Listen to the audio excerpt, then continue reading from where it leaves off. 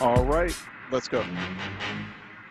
Welcome to the Tuesday edition. It's Tuesday midday on Reality Check here on the home of Black Talk Media. It's none other than WURD. I'm Charles Ellison, your executive producer and host for this morning midday Tuesday edition of Reality Check. How's everyone doing? We're on 96.1 FM, 900 AM in Philly proper, but beyond Greater Philly, we are at wordradio.com, also Word TV and Word app as well. I'm at Ellison Report on twitter.com if you'd like to reach us by social media, hashtag reality check. At the top of the show, we have joining us now Congressman Brendan Boyle, representing Pennsylvania's 2nd Congressional District. That's parts of Philly. Go to boyle.house.gov. It's good to have him on after a day of meetings, virtual meetings with NATO. I'm told I am going to ask you about that a little bit later on, Congressman, but it's good to have you here joining us by Skype. Yeah, it's great to be with you. And this is probably the 30th time I think we've done it on radio, but the first time on TV. So now I know what you look like. Same here. All right, excellent. It's good to have you on. Also, in case folks have questions for the congressman, you happen to live in his district, 215-634-8065, toll free 866-361-0900. Congressman, President-elect Biden finally received the approval for transition access from the General Services Administration. So that's good news. That happened yesterday, last night. President Trump reportedly giving cabinet heads the signal to cooperate with the Biden transition team. So, but do you still worry about the prospect of, because we have budget negotiations going on right now for the next fiscal year, do you worry about a government shutdown being triggered based on the president's behavior up to this point? Yeah, so a couple of things on this. First, let's just be clear. Joe Biden decisively won this presidential election. The elections were a lot closer in races for the U.S. House, the U.S. Senate, basically every other level. But the most decisive race was actually the presidential race. Biden won by 6 million votes, and they're still counting ballots in New York and California. But right now his lead is 6 million, which is about 4 percentage points. 4 points is exactly the same margin that Barack Obama beat Mitt Romney by in 2012. So, and by the way, 4 points is also bigger than either of the Bush races, and obviously bigger than 2016. So not a blowout, but also not particularly close. So there's no question that Joe Biden has won. Right. The threat that Donald Trump poses, and it's kind of a continuation of the last 4 years. I've called him the most dangerous threat to our democracy that we've ever had in the Oval Office, and he's continued that pattern even after Election Day. Now, the question then that you had is, all right, how might that impact the signing of a budget or budget extension? Because, and I give you credit, you're paying attention to something that people should be paying attention to, and almost no one in the media is. December 11th is when the government runs out of money. And so the question then is, would, out of rage or kind of a burn it all down mentality, would Donald Trump say, you know what, let's have a government shutdown. I don't care. Let's make it as bad as possible for the incoming president.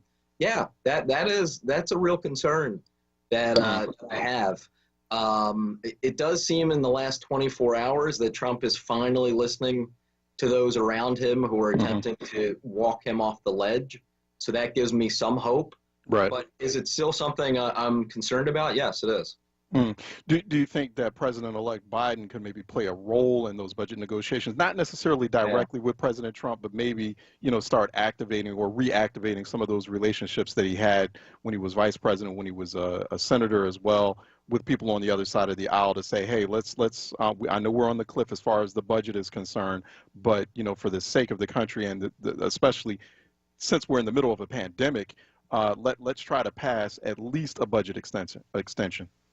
Yeah, I mean, I think what he could do, especially with some of the relationships he has, to be helpful behind the scenes, but also has to be candidly careful with that just because we're dealing with such a petty, childish figure in Donald Trump. I mean, if some things become overtly public and get out there, again, just because of the pettiness of this president, you could see him do something out of spite. I mean, the man really, Donald Trump, I've always maintained, does not really have an ideology. It's all about just getting people back who he thinks have wronged him over the years. The one governing principle he's had the last 4 years is to undo everything Obama did, because Obama poked fun of him at a comedy event a decade ago. And that sounds crazy as I say it, and yet it's true. It is. So I would say that, probably looking forward to what can happen January 20th and beyond, and activating those conversations now to help with that might end up being more fruitful and less risky than focusing on the December 11th shutdown looming. Yeah, and then we've got that, potential for a government shutdown. Another thing too, I know a lot of people are asking questions about is pandemic relief. Right. Do we see any sign of a pandemic recovery or relief package before the end of the year, Congress? This is really frustrated. We've talked about this a lot over the course of this year. I am very much of the school that we cannot go big enough. I was proud of what we were able to deliver in March and April, which was large, robust. It was 4 times the size of the Obama stimulus in 2009, just to give it in terms of scale. And almost every member of Congress voted for it, from Ted Cruz to Rashida Tlaib to everyone in between. I thought that was a great moment for our country. Since then, though, things have bogged down. And the problem, more than anything else, has really been Mitch McConnell and the Senate Republican side. The administration actually hasn't been too far off. I mean, the last negotiation, they were at 1.8 trillion. We passed a 2.2 trillion bill. I think that gap can be bridged. The Senate Republican side, though, specifically Mitch McConnell, has not wanted to move on a bill at all. Now, perhaps with the election, with the exception of Georgia, with the election mostly being over, maybe now they will move on that, because we can't wait until January 20th. We are literally right now in the worst of the pandemic. We need monthly stimulus, not just one time. We need monthly checks to people, families. We need more PPP. We need finally state and local government aid. In Pennsylvania and in Philadelphia, some of our biggest problems are going to be at the state and local level, where so many of our teachers and our first responders are paid out of. So my philosophy is, and this is repetitive from, this because we've talked before, I am for all of the above. Absolutely go big. And look, you might say, or a critic might say, well, you're a big city Democrat. You're more on the liberal side, Boyle. Of course you're for this. You know who also has been pushing this? Jay Powell, the head of the Federal Reserve, someone who's more on the conservative side. He has been crystal clear that this is absolutely a legitimate role for government, and that we have to go big on this. When you say go big, what's that ballpark dollar figure that you're thinking of? A total recovery, or the total figure that it takes for the economy, for society to recover from this pandemic? The HEROES Act that that House Democrats passed, right? That's 2.2 trillion, right? 3.4 trillion. And I got to tell you, if Speaker Pelosi and some of us were negotiating it, if we'd included all of the requests, it would have been over 4 trillion. So that 3.4 trillion was actually not the highest figure. The needs are just immense. We're talking with Congressman Brendan Boyle. Go to boyle.house.gov for more there. Learn more about your congressman. He represents the 2nd Congressional District of Pennsylvania, parts of Philly. Boyle.house.gov, and at Rep Brendan Boyle as well on social media, on Twitter specifically. He's joining us here on Reality Check at the top of Tuesday morning. 215-634-8065.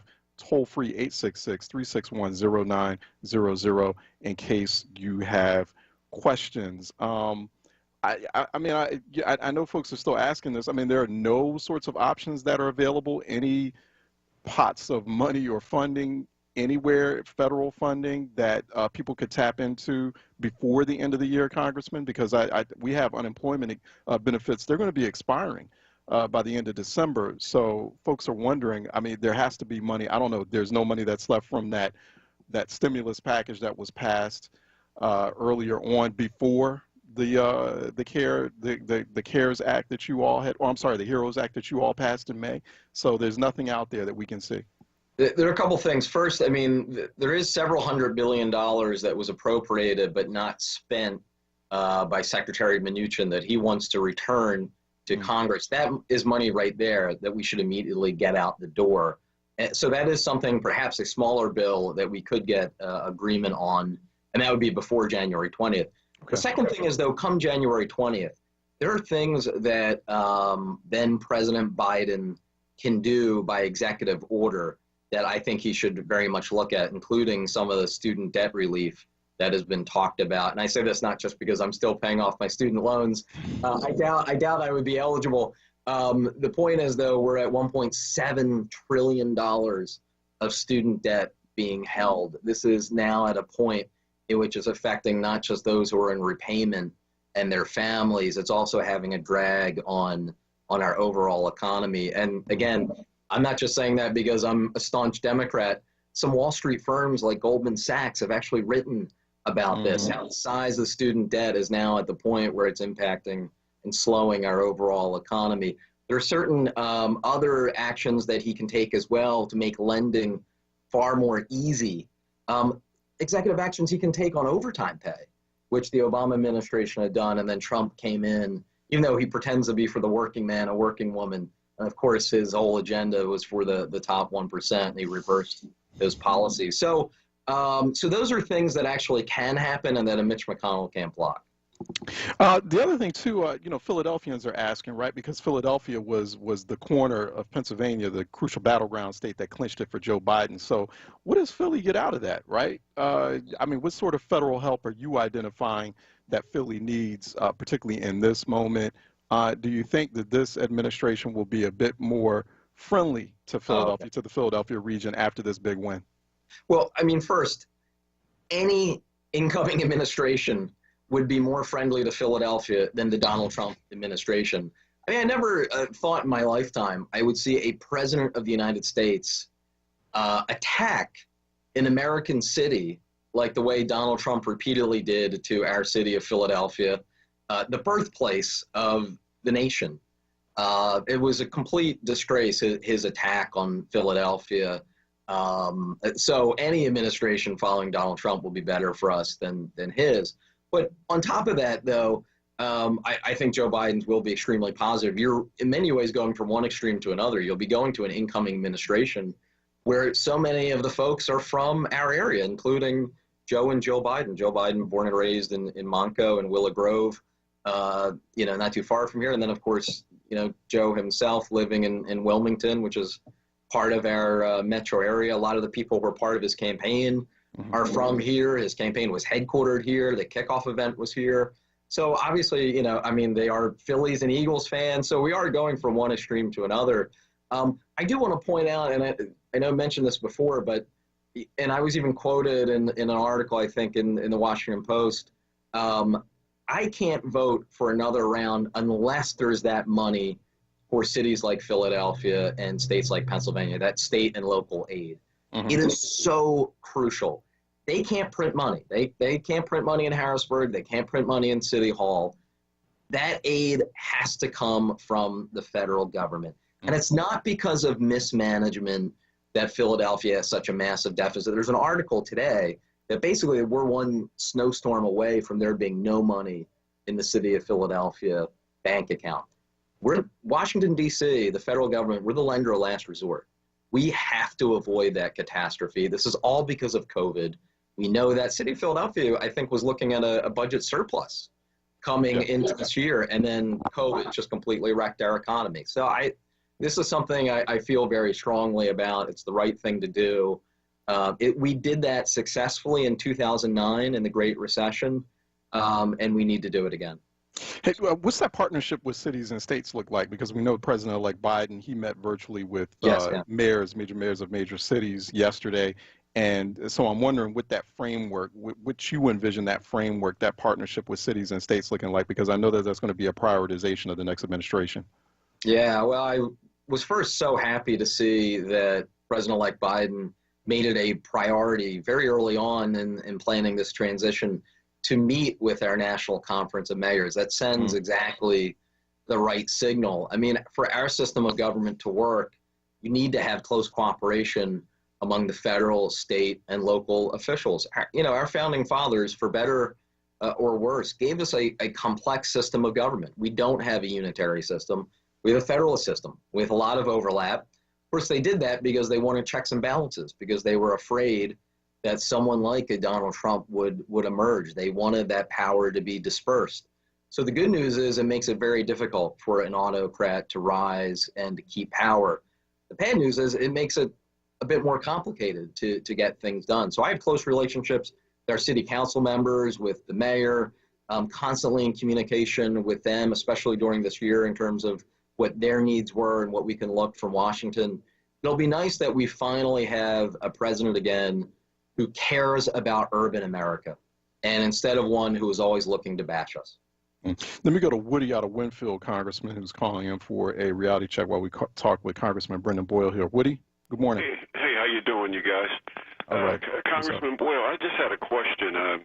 You recall 2016 when Donald Trump made the statement, African Americans, what the hell you got to lose? Your schools are all messed up. You can't get money from your banks. You're being gentrified out of your neighborhoods. Do you recall that? Yeah, I can barely hear you, but I do recall that, yes. What the hell do you have to lose, he said. Yeah, so what I'm saying is before he got here as president, this was going on. I just want to know who's going to try to handle. We here in Philadelphia are #1 in poverty. Our schools are down to 0%. Reading proficiency and performance. I want to know, what are we going to do about that? Because that is the key to keeping people out of prison. That's the key to people getting jobs. That's the key to people being respected. That kind of takes you out of slavery, if you know what I mean. Yeah. Go ahead, Congressman. Thanks, Woody. Thanks for that question.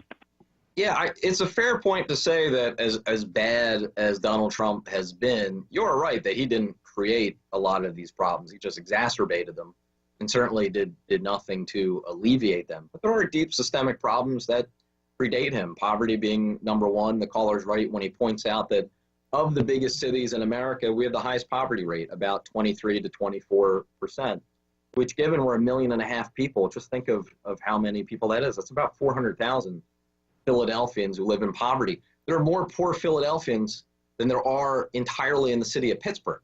So it is true that it's a real problem. I will say, though, on the schools, I think I might have misheard the caller. I think the caller said we're at 0% in reading comprehension. We have it. It's pretty low. Third grade reading proficiency is about 36%, and sixth grade reading proficiency is about 50%. So it's bad. Yeah, it is bad. And then a quarter of adults in Philly are functionally illiterate. That's a crisis. And that's been going on for a while, since before pandemic. No question about it. And look, I mean, when I was growing up in Olney, the way my parents stressed, I needed to be the first in the family to go to college. There was no option.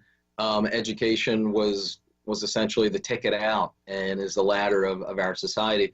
I will say, I mean, the testing scores that I've seen, actually the city of Philadelphia over the last several years has made progress from where they were.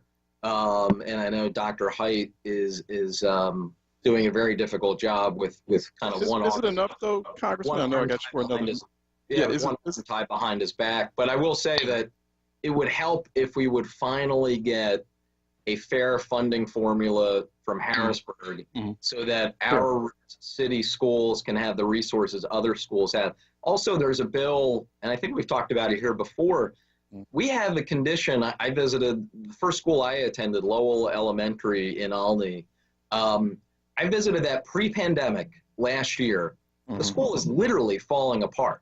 Yeah. Signs of asbestos, pipes that aren't protected where it's 150 degrees and a kid burned himself. That's the sort of thing that if we have a big infrastructure bill, we can fix.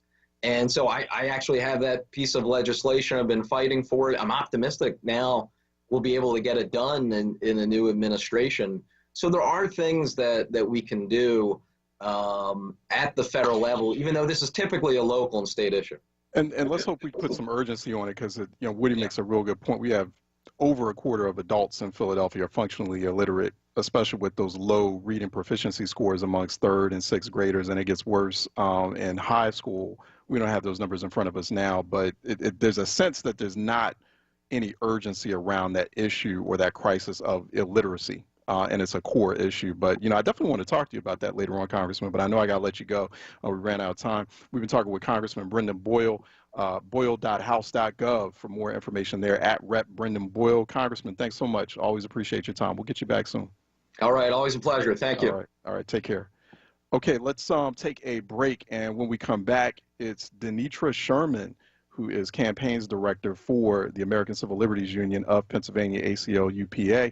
We're going to talk about police reform, what to do about police violence, how to reform, restructure agencies like the Philadelphia Police Department.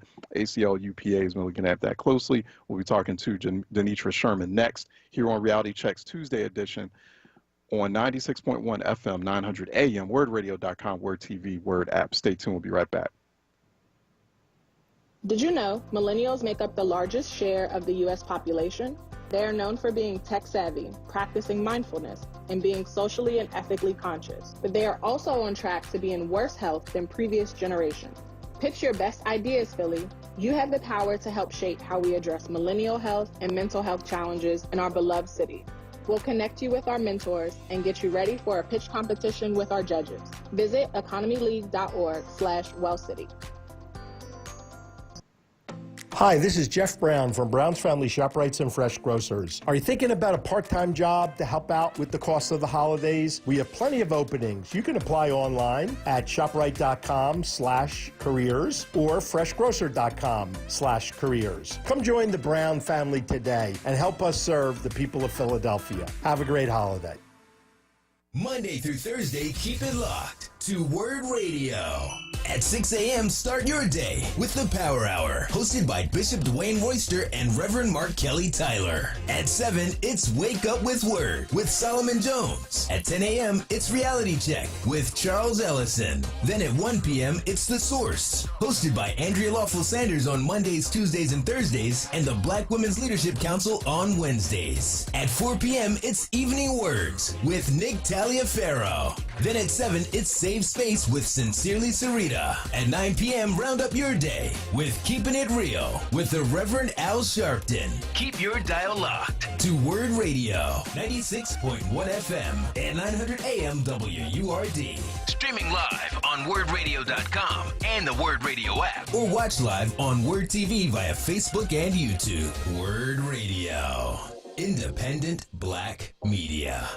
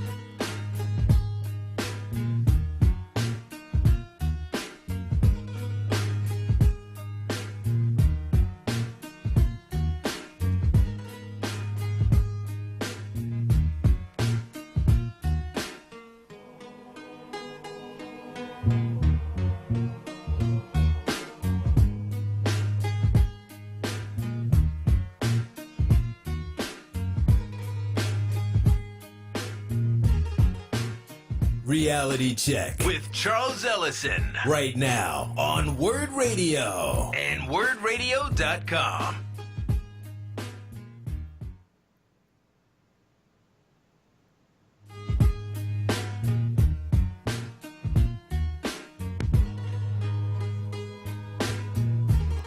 excuse me, we're waiting on Denitra Sherman. She is campaigns director for ACLU PA, ACLUPA.org, I believe. For more there at ACLUPA. She will be joining us by phone. We're just waiting on her.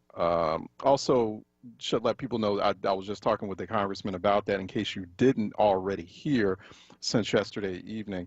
The director of the General Services Administration, that is the logistics and operations arm for the federal government. That's the agency that oversees federal government infrastructure, like the upkeep of federal government buildings. Also is, pretty much kind of carries out the various operations and, oversight of funding streams for the federal government, et cetera. It's just basically it's the agency that keeps things running inside the federal government.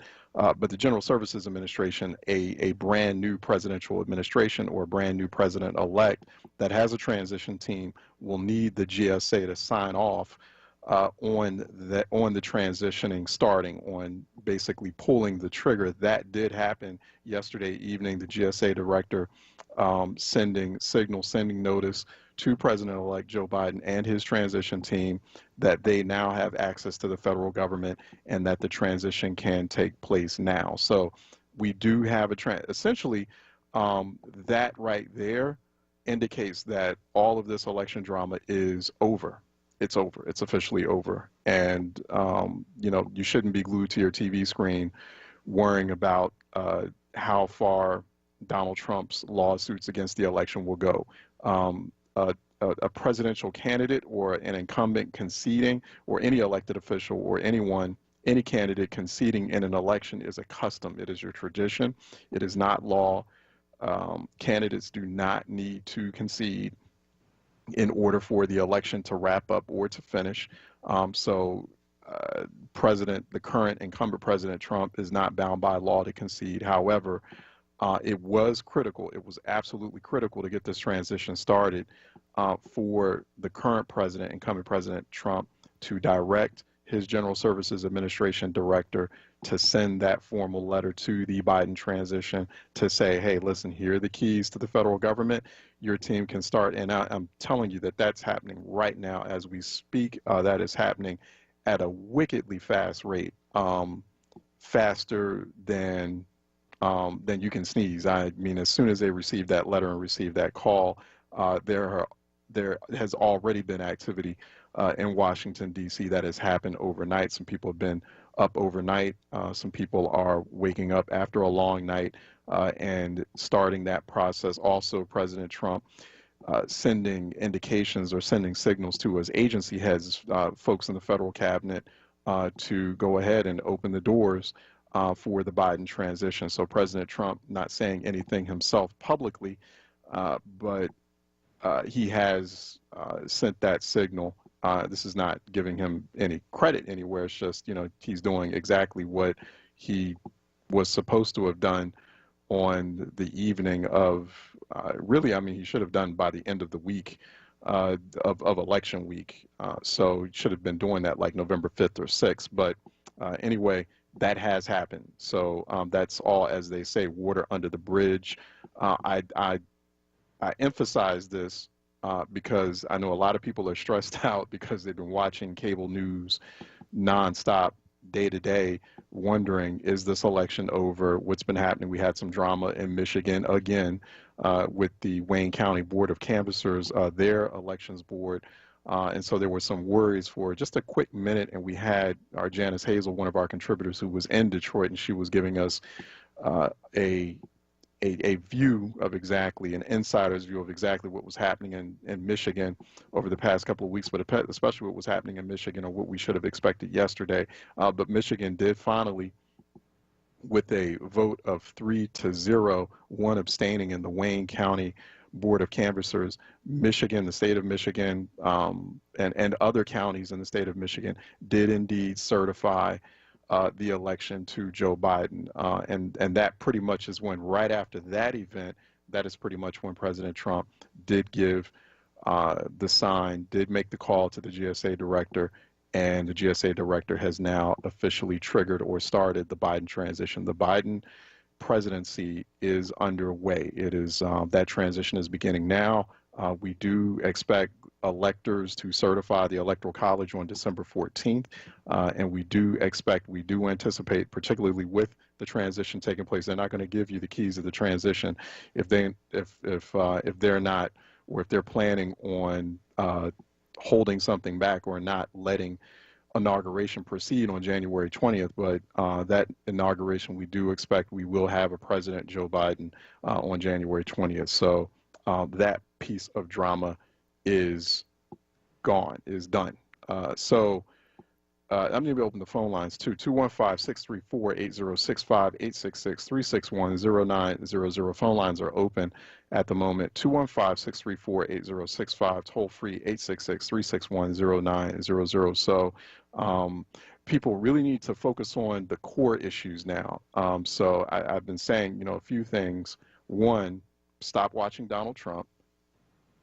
Watch or keep watching Republicans, especially Senate Republicans, and especially one particular Senate Republican by the name of Senate Majority Leader Mitch McConnell. So that's one. Two, focus on those core issues. Focus on core issues like what we had talked about with Congressman Boyle. He happens to sit on the House Ways and Means Committee, the powerful House Ways and Means. That's the Money Committee. He sits on both money committees in the House. Or two of the more powerful money committees on the House Ways and Means. And that's why I'm always asking about the budget, House Ways and Means, and also House Budget Committee. And I like the fact that he's responsive on that, because he's right. We don't have any media asking about a potential government or federal government shutdown by December 11th. I'm happy he gave us that date. So those are the things we need to look out for and we need to worry about. The potential of President Trump, as he's looking for some sort, right now he's focused on finding himself, perhaps his family, if he's not that self-absorbed. He's looking to wiggle his way out of legal jeopardy. He's looking to cut a deal, and folks have to understand that. And so any move that he's making from this point forward, whether it's spiteful or whether it's conciliatory, like what happened last night with him allowing GSA to finally send that transition letter, or that transition, that formality to the Biden transition team, and also letting his agency heads know that they can start cooperating with the Biden transition. All of it's based on, it's not about a coup. There's no coup going on, because you notice the military has been real quiet. Like, if the military wasn't quiet, then okay, we could say, oh, it might be a coup about to happen. The military has been, the U.S. military, for what it's worth, has been extremely professional and quiet. They've done exactly what they're supposed to do at an unstable moment like this, because you don't see that happening in most countries that deal with this level of instability or uncertainty. You see in a lot of occasions that we've seen this throughout history, and even in recent years, militaries will somehow step in. They'll call themselves trying to restore order, and that could be a very dangerous sign. You don't want to hear anything from the military. The fact that we haven't heard anything from the military as we've been going through this rocky transition process is a very good thing. So this is all about Donald Trump wriggling himself out of legal jeopardy, and frankly, that has nothing to do with us at this point, at this stage. So long as President Biden, when he becomes president, does not pardon Donald Trump. We heard some ridiculous and some insane proposals over the weekend on Sunday talk shows from people calling themselves smart, who were saying, oh, Joe Biden needs to pardon Donald Trump, for the sake of the country and for the sake of bipartisanship. That would be a big mistake. But outside of that, we need to focus on our lives and recovering from this pandemic, making sure the federal government doesn't shut down, and also knowing exactly what our agenda is heading into 2021. Let me go to Tyrone out of North Philly, who's calling in for a reality check. Tyrone? Peace and blessings, good brother. How we doing today? All right, how are you doing? Good. Brother Charles, again, man, see, you always speak to the heart of the matter.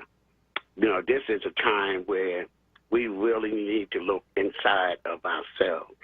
If we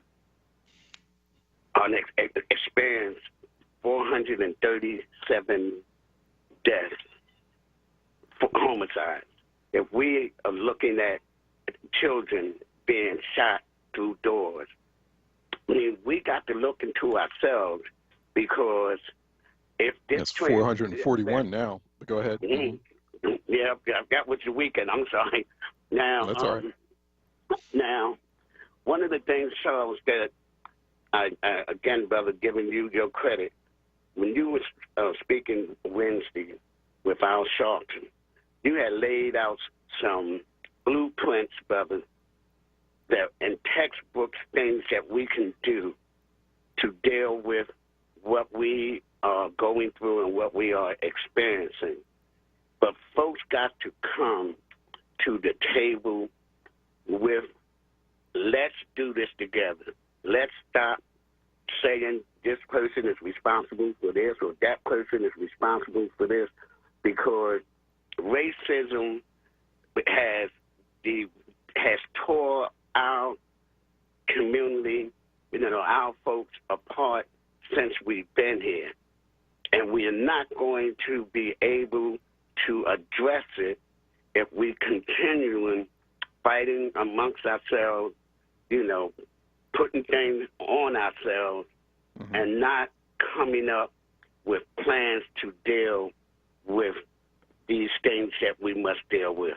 And this violence, and I said to you and Vince, I always keep bringing that conversation that you and I and Vince had about it's got to be dealt with, because it takes away a lot of the energy and our efforts to really deal with all the other things that we are dealing with. And I'm just going to end with this. Once again, the city council that came up with $10 million to pull 100,000 people out of poverty. It ain't going to happen. There's no magical wand or anything that you can use $10 million to pull 100,000 people out of nothing. We need to put brothers Sultan Ahmed proposal and bond on the table, really put some energy and real dollars to deal with all these things that we're dealing with, especially with what this previous administration has put us through. So thank you, my brother, for allowing me to share that. Thank you, Tyrone. I appreciate that. We're expecting other people, other communities to do things for us, and we're not showing much unified energy to do things for ourselves. And we're blunt. I'm being blunt about this. We're not showing the collective strength of a community that cares for itself. And so, how do you expect people to do things for you if they know, or if you're showing them that you don't care for yourself? Like, why should they do anything for us? If like they're saying that 400, there's 441 people have died in Philadelphia. Over 1,900 have been shot. There have been 3,000 shooting incidents alone this year. That's a sign of a community that's in a lot of hurt and a lot of pain, but on a broader scale is not really caring for itself the way it should. So we've got to display that. We've got to show. I mean, if we're expecting people, we're expecting elected officials, expecting governments, we're expecting folks all the way at the top. We got an incoming administration. We've got to have that agenda sharp, and we've also got to show that we care for ourselves, and that we're doing for ourselves as well. While we are, we should be demanding things from these folks. We should. Those demands should be on the table, but it's got to be at the same time, simultaneously. We have to also show our, just what we're doing, what we're bringing to the table in that moment. Let me take a break. We weren't able to get our guest or secure our guest. I'm just kind of looking to see. No, I don't think she was able to make it, but that's okay. We'll just open up the phone lines at 215-634-8065, toll free 866-361-0900. Let me take a quick break and we'll be right back with open phone lines. We'll also head in with, we'll have phone lines open in the 11 o'clock hour. We have Mike Green coming up in the 11 o'clock hour, but you can talk to him as well. 215-634-8065, 866-361-0900 here on Reality Check. Let me take a break and we'll be right back. Listen to Laborers Live. We created the weekend. We created the 40-hour work week. We just wanted enough to feed our family, be able to send our children to college, and let our next generation do better than we did. To people that might have forgot how important unionism is in a country like the United States. People now infringing on our 8-hour workday, trying to work people more than 8 hours without overtime, trying to work people without benefits. In the long run, everybody's getting a fat paycheck except the worker. So this is really a wake-up call for America. The struggle is continuous. Tune in to Laborers Live every Friday from 4 to 5 p.m. Sponsored by LESIT, the Laborers Employers Cooperation Education Trust of the Laborers District Council of Philadelphia and vicinity. Local 332, Sam Staten Jr. Business Manager. Local 57, Esteban Vera Business Manager. Local 135, Dan Woodall Jr. Business Manager. Local 413, James Harper Jr. Business Manager. The Laborers District Council, Ryan Boyer Business Manager, and Tony Staten, Executive Director of LESIT. In Pennsylvania, it's now illegal to sell tobacco products, including cigarettes, cigars, chewing tobacco, vapes, or electronic cigarettes to anyone under 21. Stores can get fined up to $1,000 for selling tobacco to someone who is underage. Know the law. Check IDs. Post your retailer license. Make sure only employees have access to tobacco products, and only sell tobacco products to customers aged 21 and older. Paid for with Pennsylvania taxpayer dollars. Reality Check with Charles Ellison right now on WURD Radio and WURDradio.com. All right, welcome back. 215-634-8065, toll free 866-361-0900 here on Reality Check. Phone lines are open. 215-634-8065, toll free. It is 866-361-0900 here on Reality Check.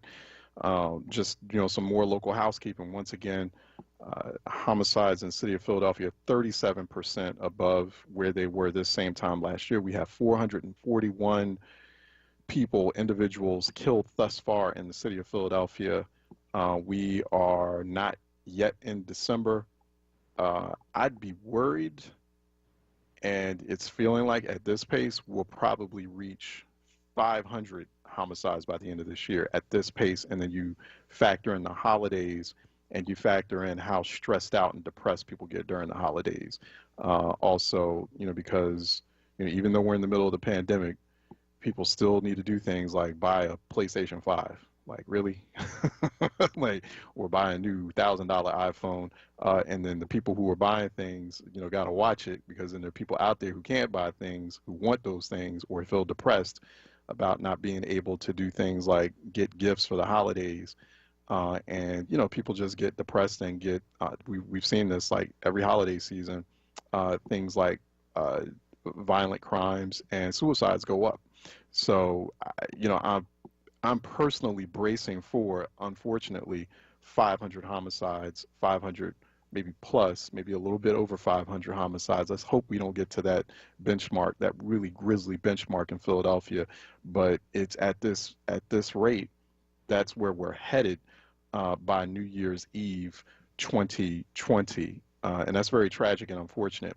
Yes, we've had over, so far, at least according to the Philadelphia Police Department, according to their latest round of weekly reports, we've had over 1,900 people have been shot, who've been victims. So they've been shot, but they have been able to survive that crime or that shooting.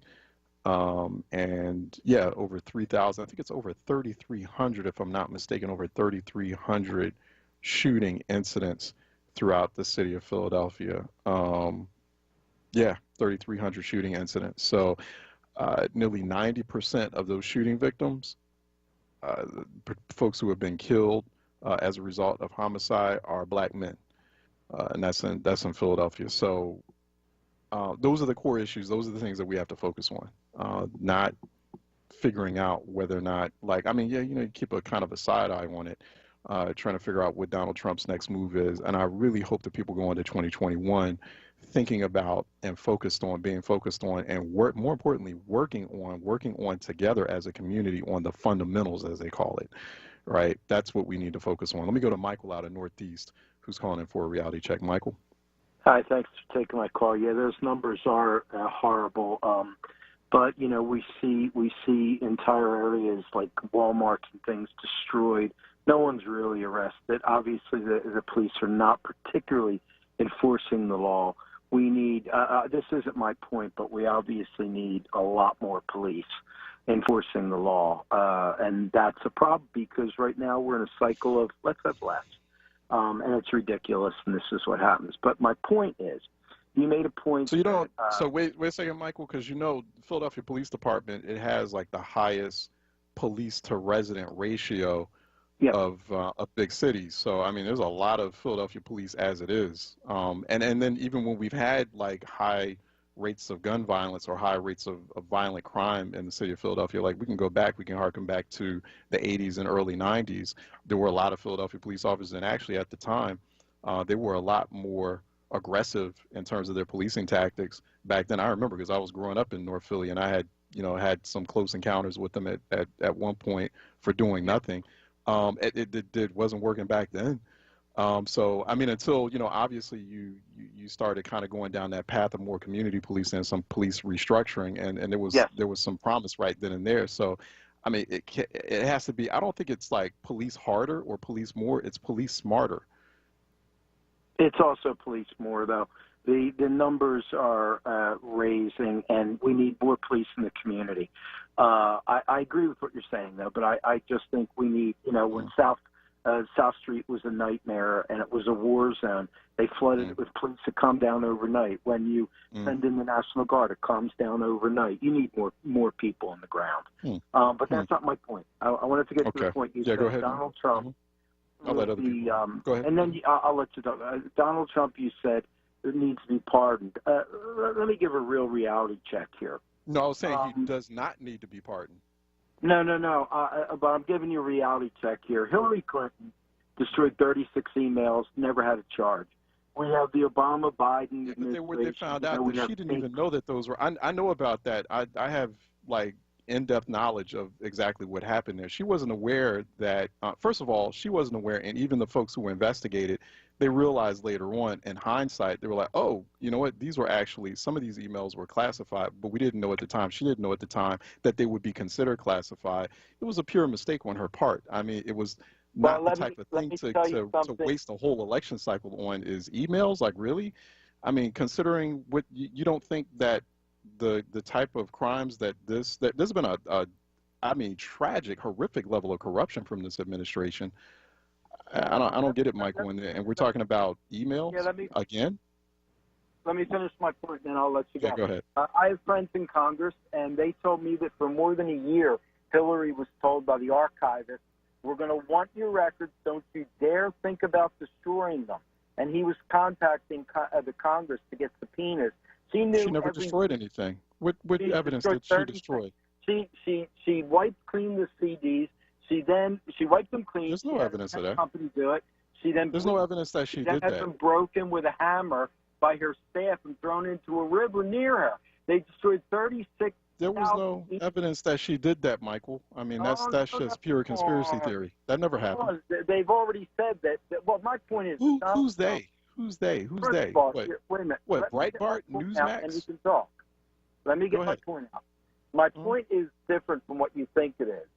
I said you had fake Pfizer warrants, you had Russian hoax theories, you had all this crap. Obama didn't go to jail. Biden didn't go to jail. Hillary didn't go to jail. And Trump won't go to jail. All of them will be playing golf with each other in a few years. That's false equivalency, though. You're looking at a current administration. I mean, look at how, like, we've actually had situations here where federal pandemic relief dollars have gone to businesses with close ties to the Trump and Republican political ecosystem and have done nothing for those dollars. I mean, that's just one instance. That's one particular example of the level of just corruption graft well, that's going on here. Let me call you in 6 months, and I'll talk to you then, and we'll remember this conversation. Yeah, I'll definitely remember the moment. I'm just like, I'm not gonna, but we're not gonna engage in false equivalency there. That's just, one is false equivalency, and two, it's just there's no evidence that ever happened. Michael, I gotta let you go because thanks for calling. But yeah, there's no evidence on that Hillary Clinton was involved in that kind of conduct. But I know, I hear you. I mean, if your news sources are Newsmax, Breitbart, and Fox News, you'd believe that. Johnny out of West Oak Lane is calling in for a reality check. Johnny? Okay, before I start, now you see why they got 70 million votes. There's so many of those kind of people around. But what I called for, the land in Philadelphia, like the Independence Mall, where I used to, as a teenager, I worked in a factory. It was at 640 North 6th Street. And the mints, the courthouses, how is the city compensated for the services that we provide for all these federal installations that are in Philadelphia? Yeah, I mean, they should be receiving. I don't know what's happening now, but I mean, if they're federal installations, then they're being taken care of by federal dollars. But I don't know what the situation is like at this moment. I don't know. I can only assume that federal dollars is still taking care of it. Yeah, but like we furnish the electricity, the water, and so forth and so on. I mean, yeah, they would have to, and the federal government would have to pay for that. Yeah.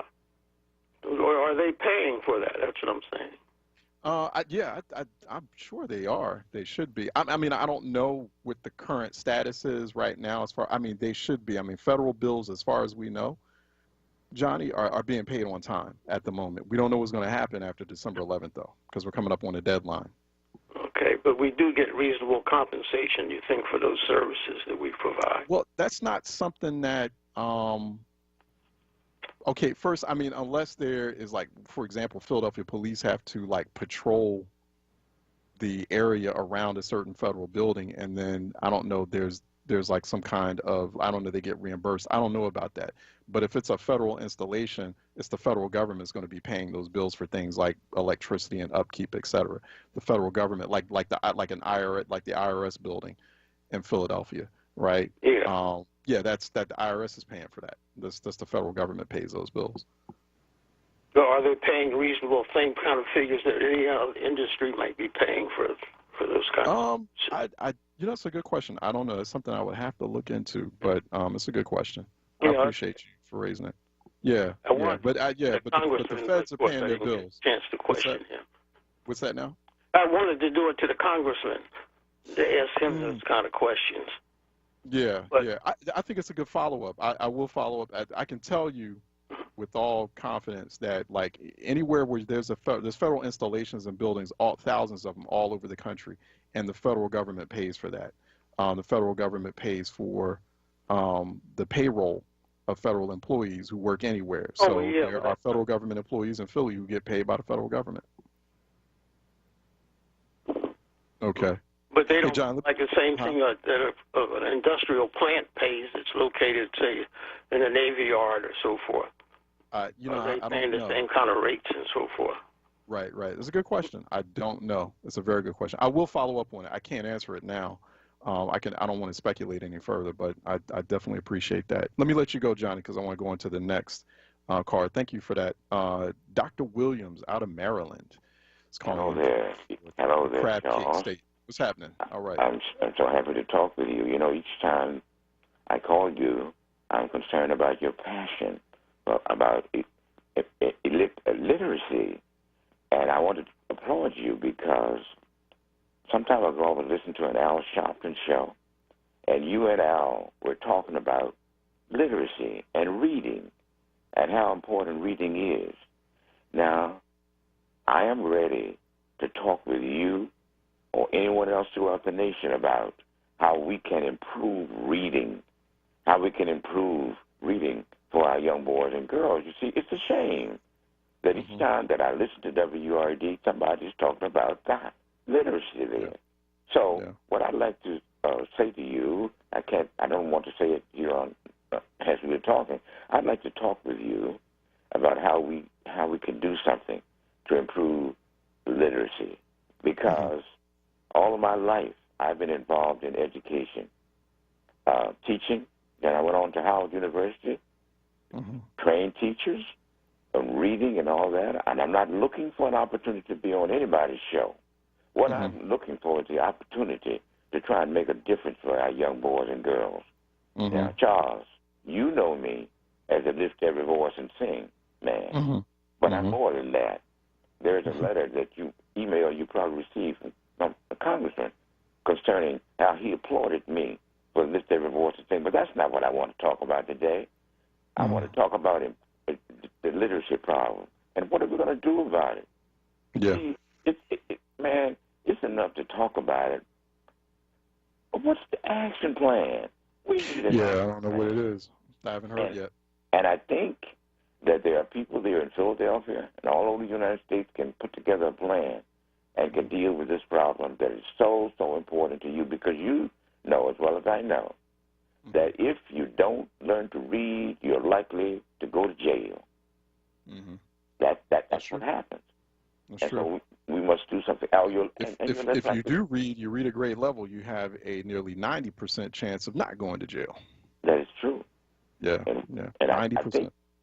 I think that one of the things that we should consider is we're getting close to the holiday, Christmas holiday. Our youngsters have been out of school. Many of them don't benefit from the virtual learning. We need to introduce youngsters to books. We do. Not necessarily toys, books. And these books should be about, for, by black people. There's a lot of them out there, too. So I recommend that if you want to consider having a show on books for Christmas, because I'll be willing to share with you some of my things that I like have that done. idea. And bring back and bring back some of those classics too. A lot of classics. There's the Black Canon. I call it the Black Canon. The Black literary and nonfiction canon. Charles, I wrote a book, and I'm not trying to sell a book. It's a reading thing. Help your child understand. I hope you've received it by now, because I sent you a whole bag of books. Okay. And I've been broadcasting during the pandemic remotely, and doing a lot of broadcasting from Washington D.C. as well. So just trying to bring that to the listening audience. So I probably haven't gotten a hold of it yet. It probably has some packages and whatnot waiting for me at WURD Studios. Dr. Williams, I gotta let you go.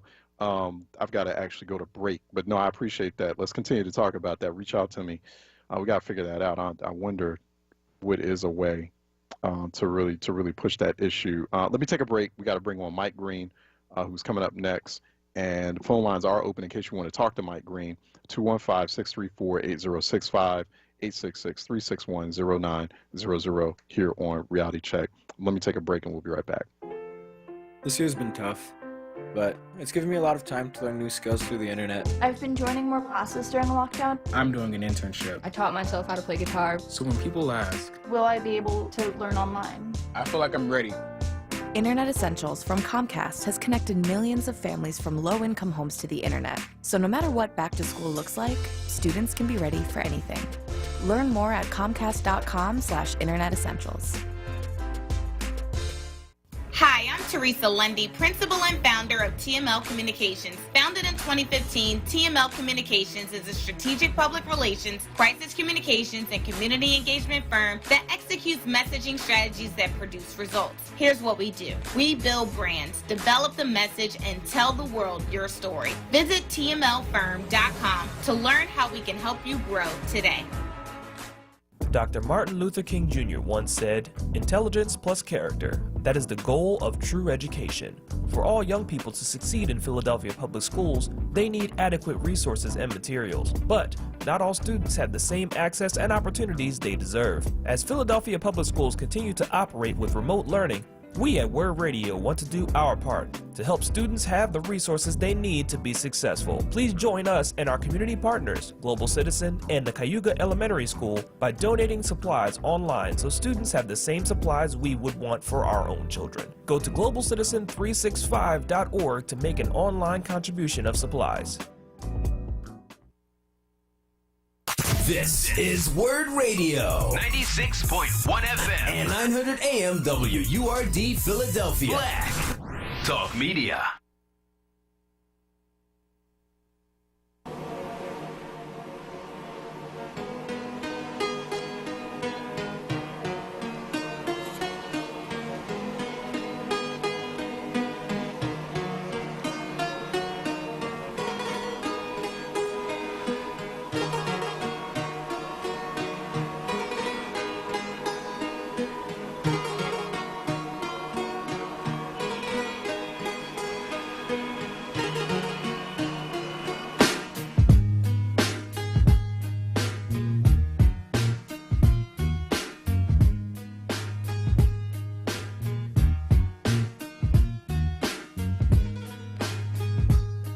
Reality Check with Charles Ellison. Right now on WURD Radio and WURDradio.com. All right, Mike Green joining us here, regular contributor on Reality Check, economic strategist. Go to @AMikeGreen2 on social media, by the way. You can see what he's up to there. He joins us by Skype from the West Coast, from Oregon. And always, I think it's the first time we've had you join by Skype, Mike. It's good to see you. It's good to see you, too. All right, good. He's on WURD TV, so we're on WURD Radio and also WURD TV as well. Go to facebook.com/4word. You can also participate in the comments section. So, Mike, I wanted to ask you, because this question came up while folks were calling in, and phone lines are open in case people want to, they have questions and they want to offer some perspective to this conversation. 215-634-8065, 866-361-0900. Literacy. We've been talking about that since last week. Over a quarter of the adult population in Philadelphia is functionally illiterate. Reading proficiency scores for Philadelphia public school students, at least the third and sixth grader data that we see, is very bad. I mean, it's just really low. And there's a high illiteracy problem or crisis that is particularly problematic for the Black community. I wanted to talk with you about that.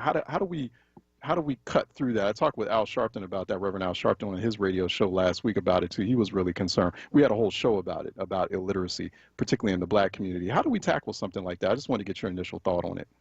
Well, it's interesting because it used to be that white society made it illegal for us to educate our children. It made it illegal for our children to go to school. It made it illegal for us to go to school.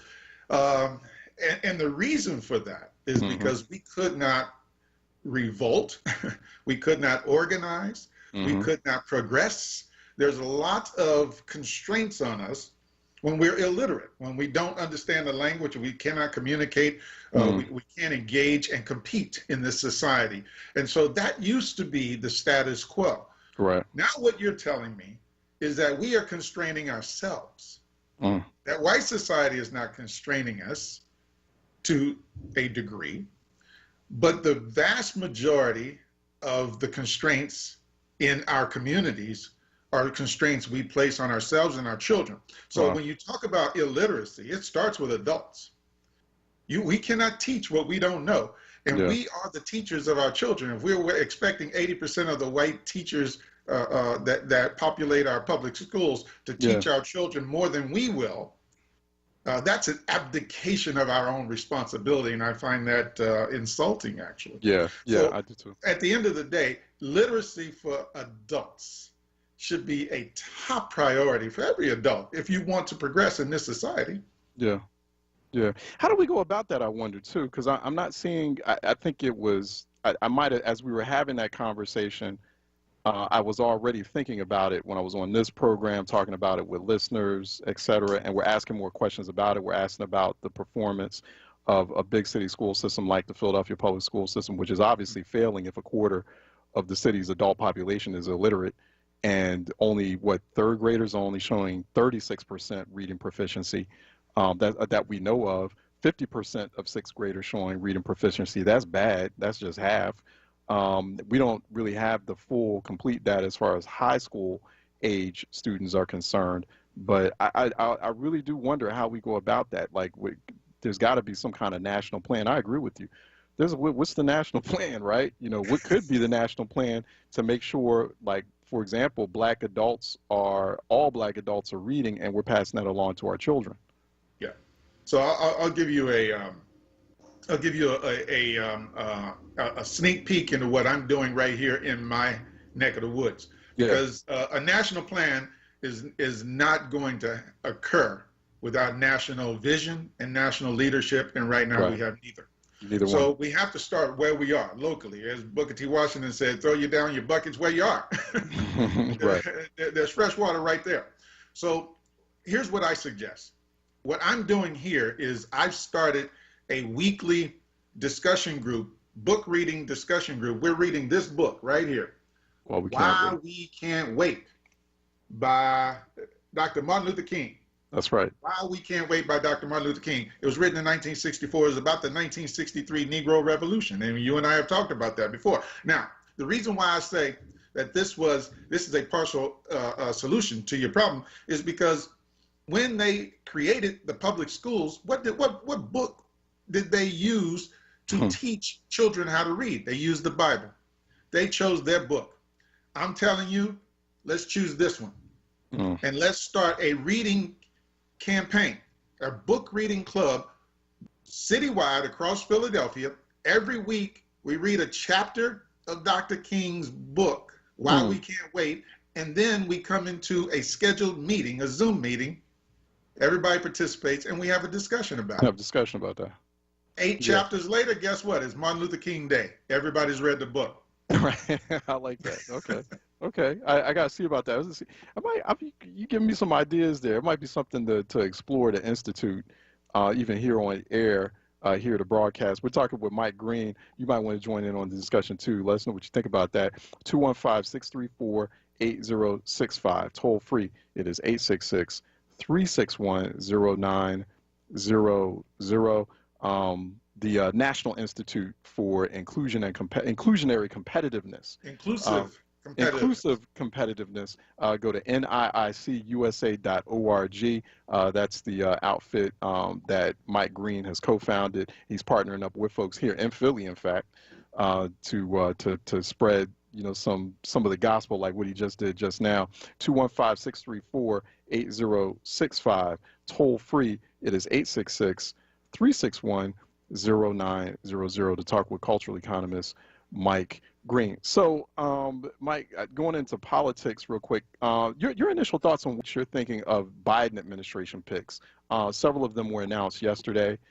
There's some rumors about more along the way, and the Biden transition has now officially started. We do have that has happened as of last night. Yeah, I don't care. Why don't you care, Mike? Here's the reason. Yeah. Black folks have lost our focal point. We have lost our focal point. Yeah. And when you lose your focus, white folks can direct your attention anywhere. That's the bottom line. Yeah. At the end of the day, it doesn't matter to me who Biden puts into any of those positions because, one, they're going to be far better than anything that Trump would have done. That's for sure. Trump was an enemy of black progress in this country. Biden is a moderate. You know what moderates are? They are maintainers of the status quo. That's what moderates are. They're not revolutionaries. No. They're maintainers of the status quo. And Dr. King described moderates in his book as maintainers of those maintainers of the status quo as segregationists. They smile, they're nice, and they're okay with having diversity, but they're never going to upset the apple cart. They're never going to disrupt the status quo. And the status quo is a 20th century landscape of segregationist policies and practices we all inherited that protect white supremacy. The only way to disrupt that is not through incrementalism. And what incrementalism does, it puts black and brown faces in the show, so it looks like something's happening, but the status quo remains. And the incremental so-called progress is really the shorter end of the stick gets incrementally shorter for us. The only way to change that is through revolution. And the way you have to change,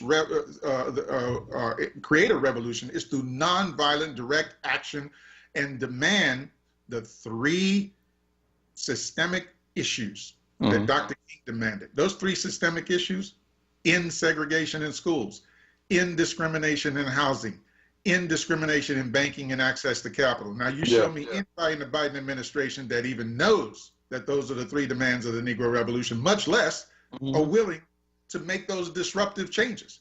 Yeah. Who? Nobody. So, so it matters not to me who they put in positions of power when those people do not have my best interests and my children's best interests at heart.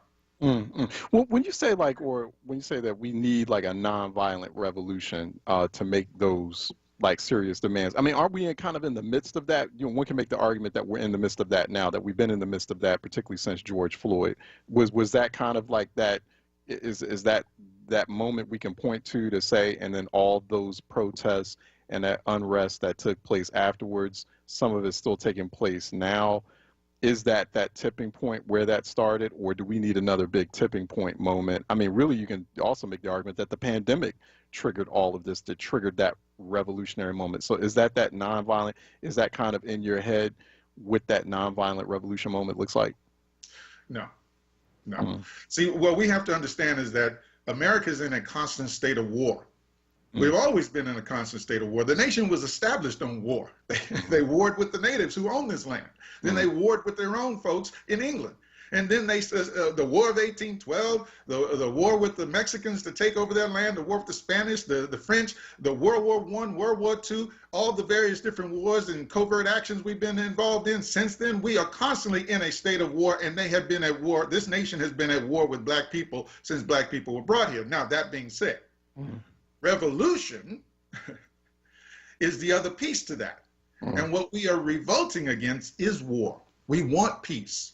And so you can't establish peace through violence. You must establish peace through a nonviolent revolution. And that nonviolent revolution has to be on task. It has to have the message that doesn't waver.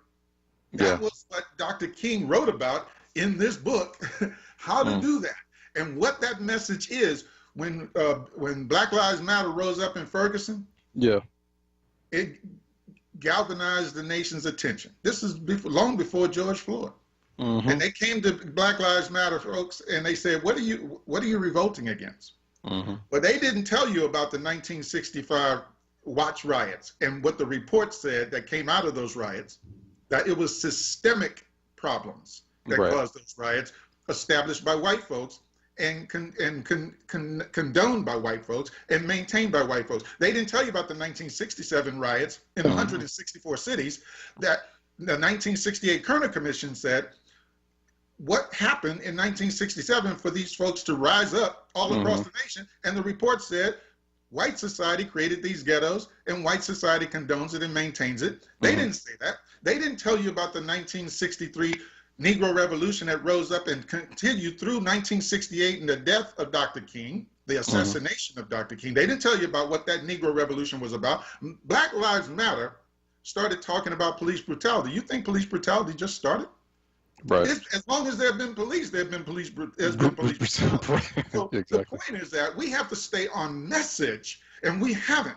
And so we haven't taught white America about itself and how the rest of us are being oppressed by white supremacist ideology that is taught to all of our kids in schools, and the segregationist policies and practices that protect white supremacy. We have not taught white America about itself. And until we do, we can scream till the cows come home, and the reporters will come with the microphones, and we will give them 100 different things to think about.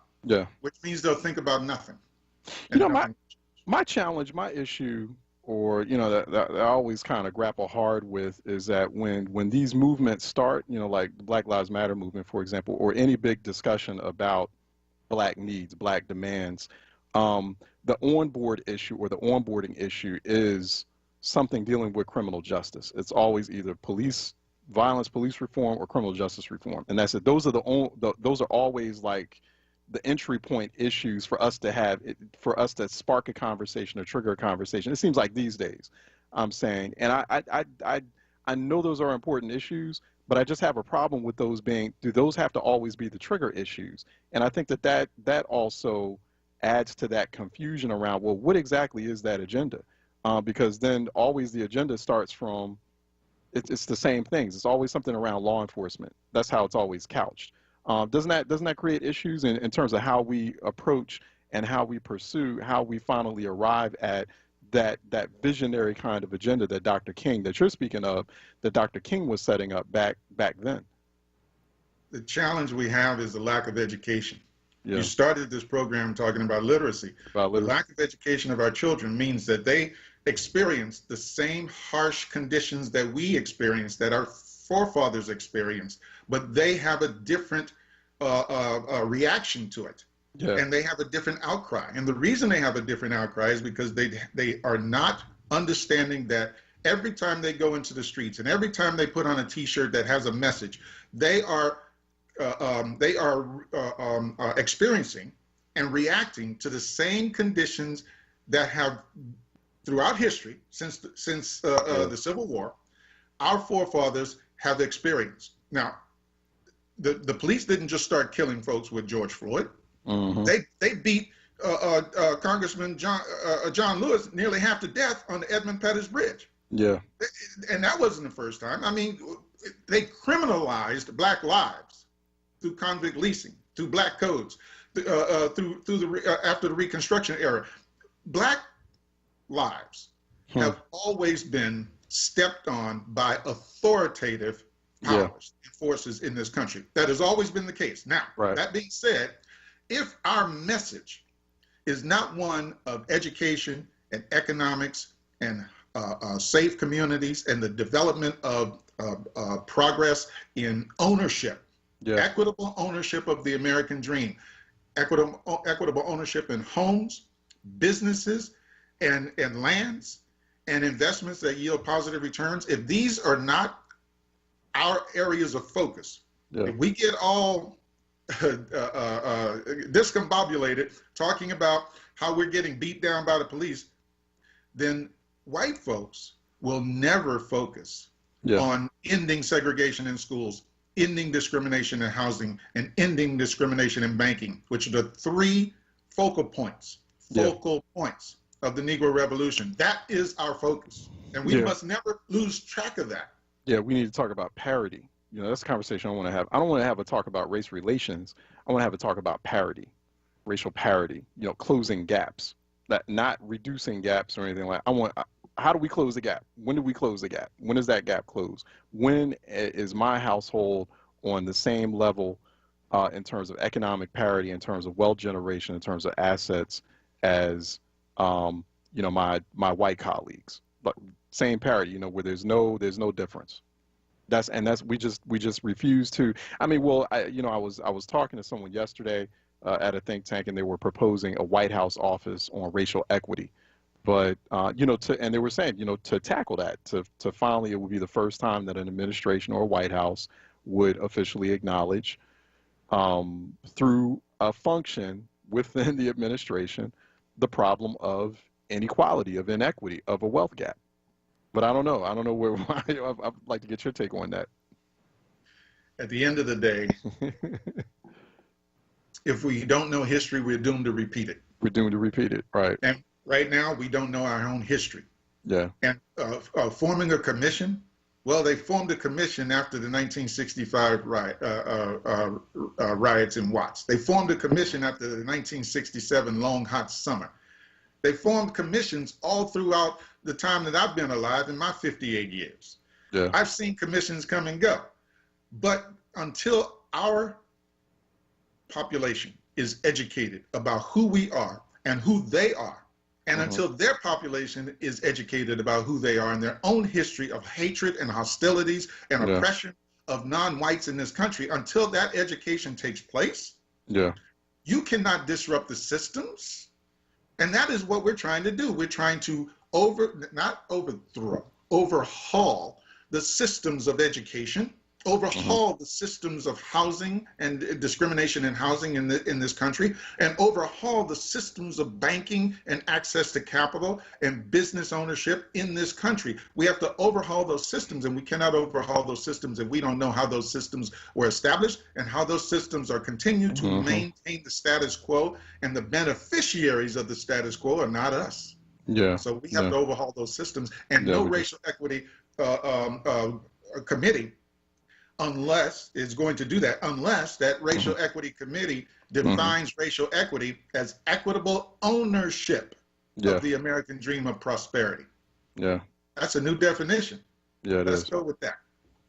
Talking with Mike Green, cultural economist, also co-founder of the National Institute on Inclusive Competitiveness. Go to niicusa.org for more information. He's also at @MikeGreen2 on social media, on Twitter, where he's highly engaged. He joins us here, as he does occasionally, on Reality Check as one of our contributors. Thanks so much, Mike. Always appreciate the insights, man. It's been great, man. All right. Happy holidays to you, brother. All right. Same to you. Okay, take care. All right, let's take a break.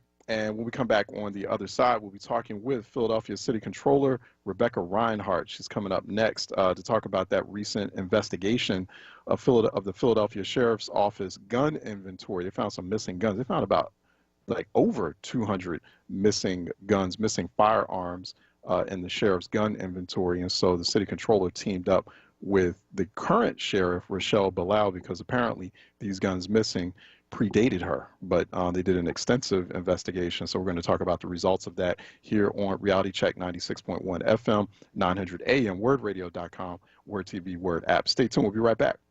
Pico has many ways to help you lower your energy usage and save money at home. Here's one. If your heating and cooling system is more than 20 years old, it may be time for your contractor to replace it with a high-efficiency Energy Star certified model. You'll get a rebate from Pico and save on your monthly electric bill. You'll find a list of new heating and cooling system rebates at pico.com/rebates. Or you can call 1-888-5-PICO-SAVE for all the details. Plus, find instant discounts on smart thermostats and more at pico.com/marketplace. There's free shipping on orders over $49. Did you know you can catch the flu and COVID-19 at the same time or even back to back? Don't risk catching the flu during the COVID-19 pandemic. The flu shot is a safe and effective way of reducing your chances of catching the flu or spreading it to others. And the flu shot helps protect you and your community from the worst effects of the flu. Don't say, I should have got my flu shot. Call your doctor or visit your pharmacist and get your flu shot today. He's back. This is Reverend Al Sharpton. Keeping it real with the Reverend Al Sharpton. In times like these, we have to stay connected. At a brand new time, Monday through Thursday, 9 p.m. till midnight.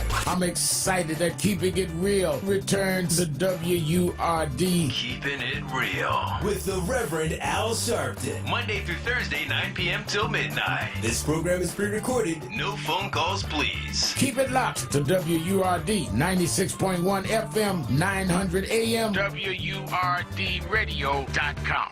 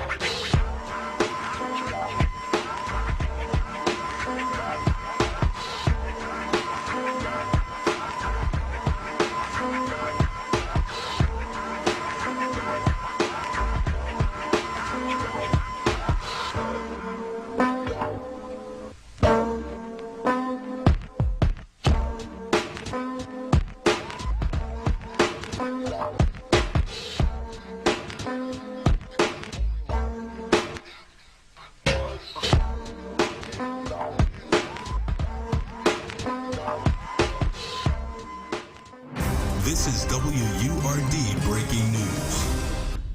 All right, we have breaking news. Pennsylvania officials on Tuesday certified the Commonwealth of Pennsylvania's election results showing Joe Biden won the presidential election in the state over President Trump. This is a tweet.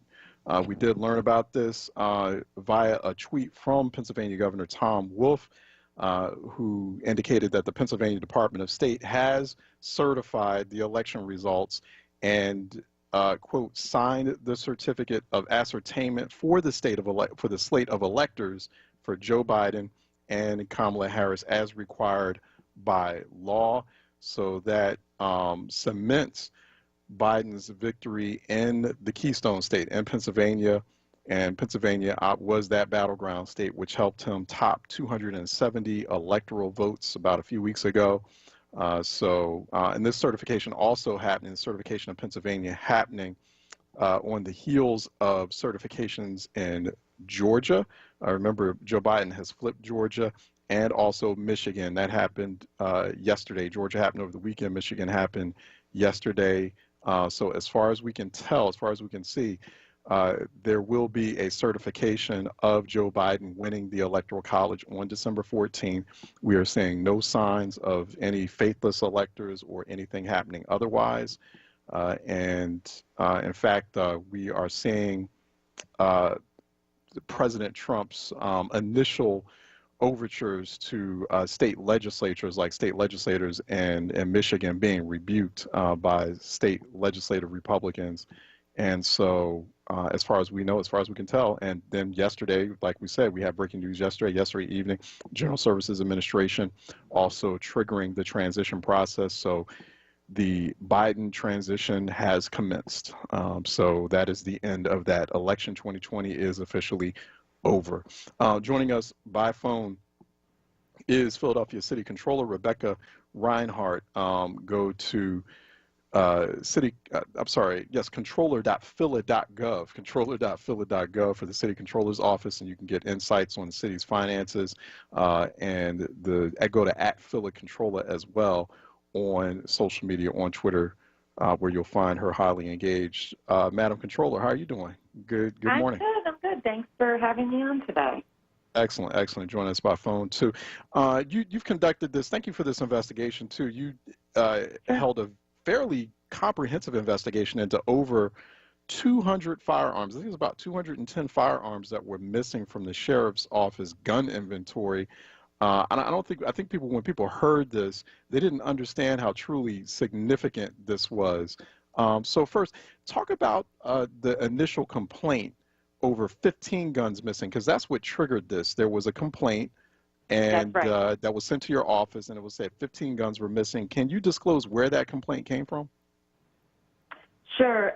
No, we can't, because when complaints, tips come into our office, if the person wants to be confidential, then we allow them to be. So this person did want to remain confidential, but gave a tip that 15 shotguns and rifles were missing from the sheriff's office, and had been missing since 2016. That was the initial complaint. So my office has an investigations unit which investigates wrongdoing by city employees or waste, fraud, and abuse, and also just works to make sure that our city government is operating right. So this is obviously disturbing. We started to investigate this in late 2019 under the former Sheriff Joel Williams. And what we started to find when my investigators went in there was an armory. It's called the Armory, where the guns are stored in the sheriff's office building, was really in disarray. There was really just haphazard storage, guns piled in some places on the floor. My investigators found a box saying loaded guns, don't, be careful. And, I've learned so much about guns through this process, but you're not supposed to store guns loaded, right? So I mean, there's rules and standard process of how firearms are supposed to be handled, which was not happening. And I want to be clear. I mean, the sheriff, Rochelle Bilal, did completely inherit this problem. And so, I want to be clear with that this is the problem that went back some time, and the Sheriff Bilal has been completely cooperating with this, completely cooperated with this investigation. Yeah, I want to make that point too. I think last time when we talked about it, I announced it last week when we saw that news headline, and wanted people to understand this is not under Sheriff Rochelle Bilal's watch. That this is something from the previous administration, or previous sheriff, and I think that point has to be made. The other point has to be made too. She worked with you she was as transparent as possible. It sounds like she was as cooperative, her office as cooperative as possible for you all to find out how severe this problem was. Is that our sense, Controller? That is completely accurate. My investigators did have significant pushback under the prior administration. So when this investigation started in fall of 2019, there was significant pushback from Sheriff Williams and his staff for us to do this investigation. But once Rochelle Ball took office, they've been completely cooperative. So they were cooperative with the whole investigation. And now the problem, though, is hers to fix, right? That's the part of when you inherit someone else's problems, you do need to fix them. So we found over 200 missing guns, and many of these guns, about 109 of them, were guns that the sheriff's office was storing according to the PFA Act, the Protection from Abuse Act. And PFA weapons are firearms and other weapons that are temporarily relinquished to the sheriff's office for safekeeping by individuals subject to Protection from Abuse Act. So if you have to relinquish your gun, you're subject to restraining order or something, of that nature. Your gun is supposed to be stored, and then when the order is removed, you're allowed to go back and claim your gun. What was found is that there were many PFA weapons that were missing. The storage of them, the record keeping was to be lacking is an understatement. Just serial numbers not recorded for guns and various other issues. Wow. So we also found evidence of some gun trading that had occurred several years back. So, gun trading, what did that entail? How did?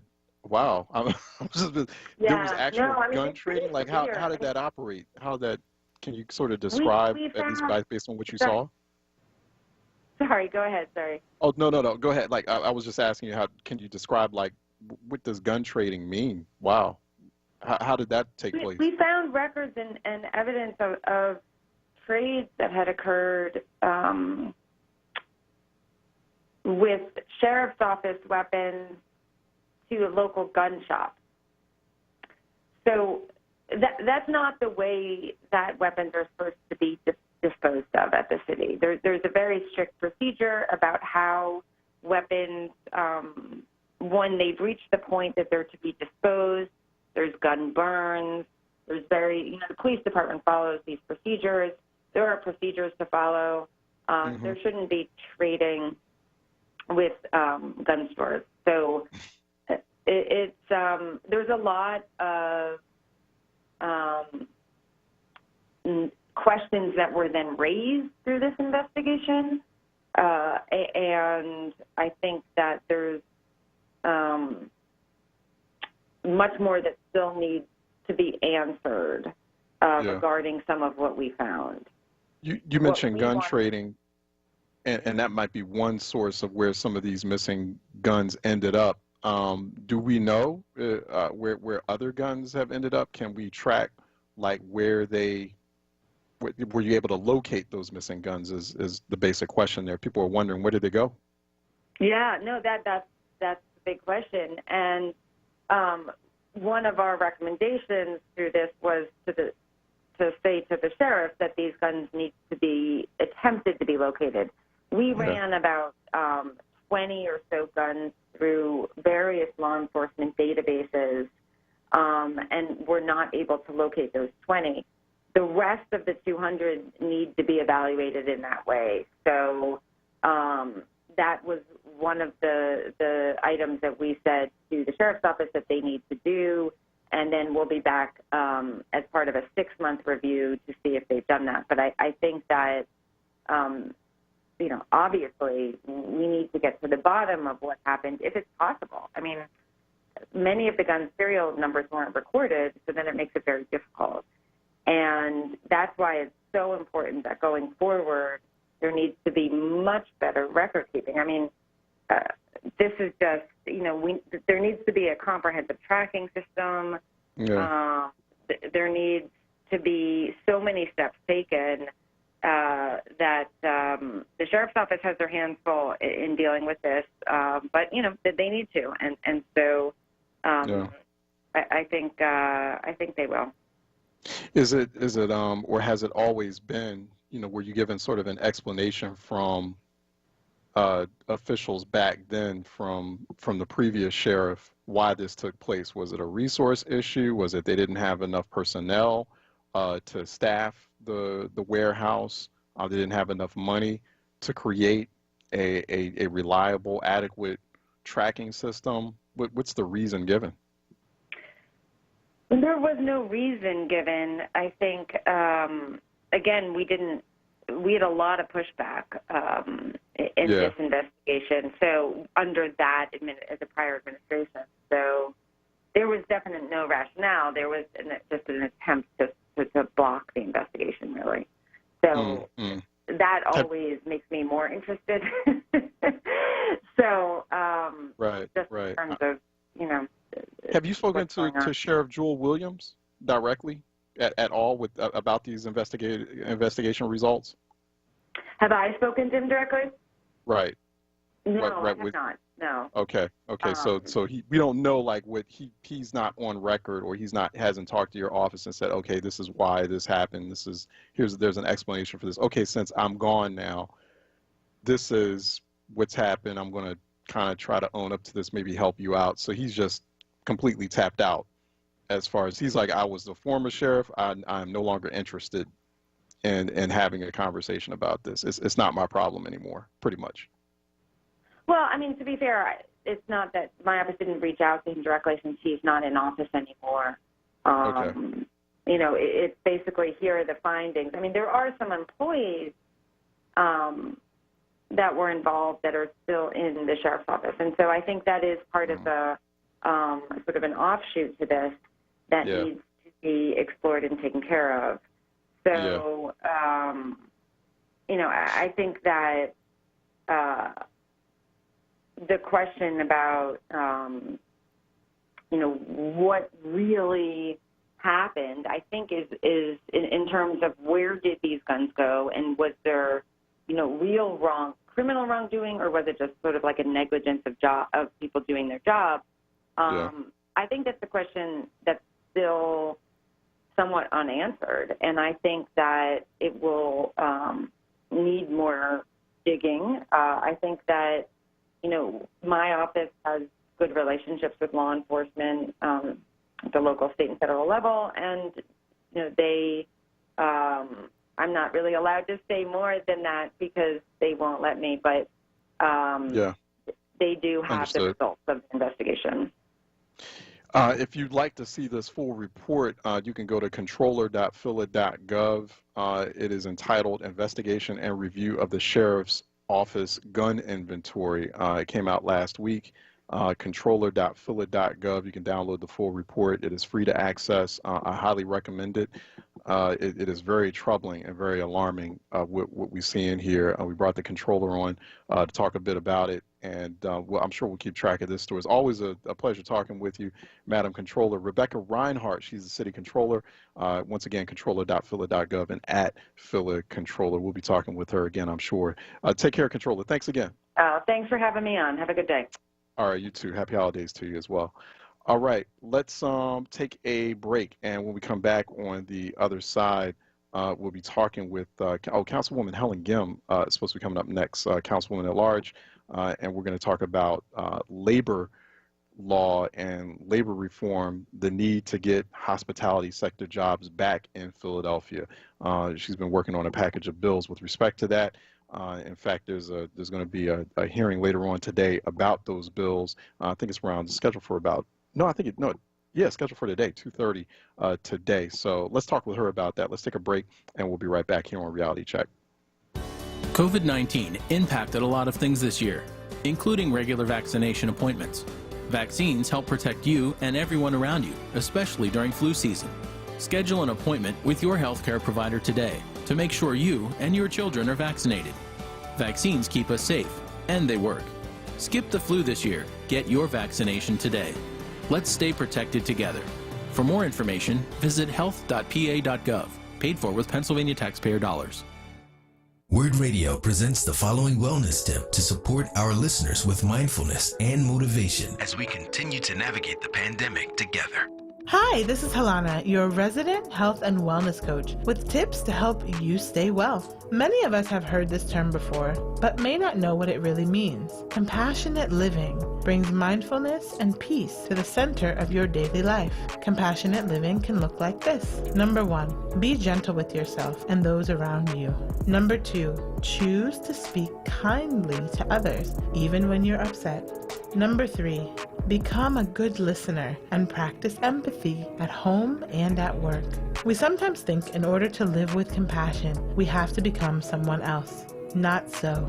In fact, allowing peacefulness to be at the center of our daily interactions is something we can practice every day. Go ahead and try it today. Stay well with WURD. Happy living. Stay well with WURD. Connect with us at wordradio.com. With Charles Ellison right now on WURD Radio and wordradio.com. Okay, we're waiting on Councilmember at Large, Philadelphia Councilmember at Large, Helen Gim. She's supposed to join us shortly, so we'll just wait on that. Hopefully, she'll be on.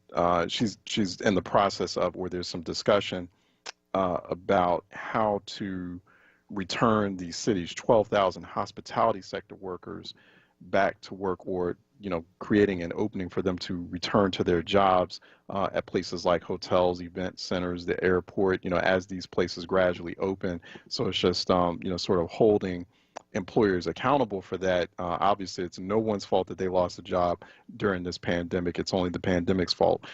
Do employers understand that? Do they understand the tight situation or the pickle that their employees are in? There is a hearing that is scheduled today at 2:30 p.m. Yes, it's today at 2:30. It's the City Council's Committee on Law and Government, and it's called the Black Workers Matter Economic Recovery Package.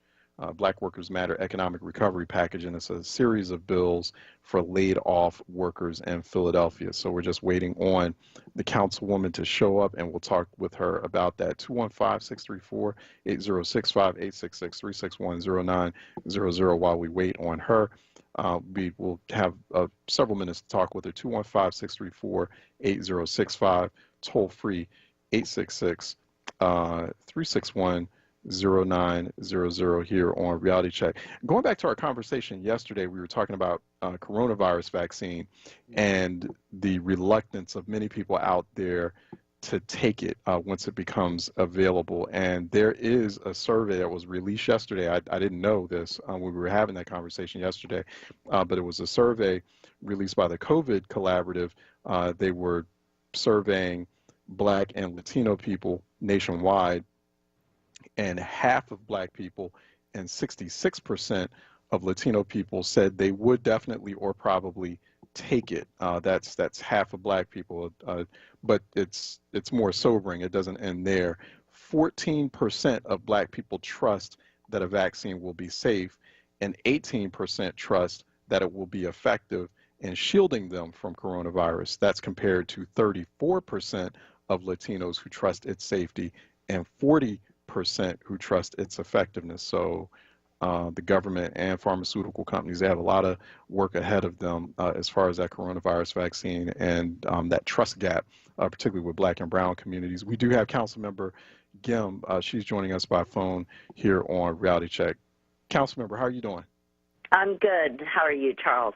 All right, good to talk with you. So you wanted to pass a package of labor bills. You've called it, it's aptly named Black Workers Matter Economic Recovery Package, and that's to help the hospitality sector or hospitality sector workers to return to their jobs once the pandemic is under some kind of control. Are employers giving you signs they won't already hire people back? What's prompting this package? Yeah. So first of all, thank you very much. And, I'm proud to introduce this package with my co-partners on this, Council members Kenyatta Johnson and Isaiah Thomas, along with, I think, 11 or 12 council members total support this package of bills. This is what we know about what happens when we see devastating impacts on the economy and in our society. It's only a few times, usually after a natural disaster. This pandemic certainly qualifies where in certain parts of the hospitality industry, 80 to 90% of the industry is completely laid off. Black workers overwhelmingly are the first fired and the last hired without a package of protections that comes through. And so in a dramatic situation like we're facing where you're seeing so many people laid off, we are introducing this Black Workers Economic Recovery Package to regulate and ensure that recovery does not leave Black workers behind, especially women. What this bill does is require that people who have put in their time will be called back according to seniority so that there are no biases, that they are offered opportunities and job opportunities if they were laid off during the course of the pandemic, which is basically, 2020 to 2020 and the full length of 2021 and probably the first month of 2022. And then, we expect and anticipate that there could be shifts in sales and consolidations of major industries within the hotels and hospitality area. And it calls for those hoteliers to be able to retain workers for a period of time. What this package of bills do is recognize that the city of Philadelphia is simply not going to be able to create enough jobs in the short amount of time period that has devastated communities all across our city unless those individuals are able to return to their own jobs. So we want to be able to give an opportunity for people who had those jobs who are most experienced, and especially because they're in industries that are predominantly Black, female, who fought for higher wages and better working conditions for years, that they have the right to return. And that this will be time limited to this pandemic. But we want to see the industry recover. We want to ensure that while the industry recovers, Black workers and our communities can recover overall. Yeah, I can personally attest to that. My late mother worked for a major hotel in Philly, so I know the struggle of hospitality sector workers, particularly Black women in Philadelphia. It is a struggle. What's that? Have you had a conversation with the hospitality sector directly, or with the owners of some of those hotels, the people who are managing the convention center, the airport? What have those direct conversations been like? Have you had them at all in the crafting or shaping of this legislation? Yes, definitely. I mean, one of the things that we started to do, because we've made it pretty clear that both the city council body, but our offices are engaged with expanding labor rights. I mean, I think this is a complicated issue about the economy. How do we recover? Is it just by giving free rein to the biggest corporations and hope and pray that they look out for people who have long been left behind, who are at the bottom of the wage sector, who are largely without rights in a deregulated industry? Our answer is no. Actually, the strength of an economy's recovery lies in balancing both the health of corporations and businesses, which, to be clear, have benefited from the $1.5 trillion in tax cuts that went out starting in 2018, to these industries. That continues with billion-dollar bailouts for particular industries through, Trump's plans and all of that.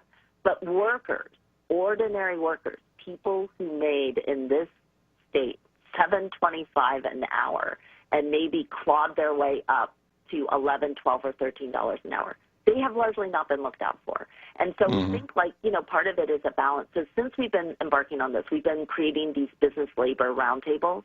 So we've had around this, we started it with Fair Work Week, but around this bill, we've had at least 2 business labor roundtables that involve over 40 participants from a variety of stakeholder sectors. And it allows both business and labor and community and workers themselves to sit at a table and talk through why people hold the positions that they do. And so that's been really effective. We've also had, you know, significant conversations with our industry. And we feel like the bill that we'll be presenting today in committee reflects those conversations and is in a pretty good place. I guess folks would ask, like, what power, like, does the city have to even force something like this? I mean, if it were to pass, I mean, how much power does the city have to force this, right? And then, or how much power does the city have to enforce it? Or how much capacity does the city have to enforce something like this? We're talking about a lot of workers. The Philadelphia hospitality sector, I think I'm trying to go back to that Economy League report. I don't have it in front of me, but I remember it was saying, I think it accounts for, what, like 35% of the economy, of the city's economy. Am I correct? So, I mean, that's a huge sector to kind of watch over and conduct this kind of rigorous oversight for. Yeah. So there's a couple of things. I mean, one, you know, we are allowing, you know, first of all, one of the things I did in February was to ensure that there's a permanent Department of Labor. It has a clear mission, not just to look out for unionized labor, but to look out for workers overall in the city of Philadelphia.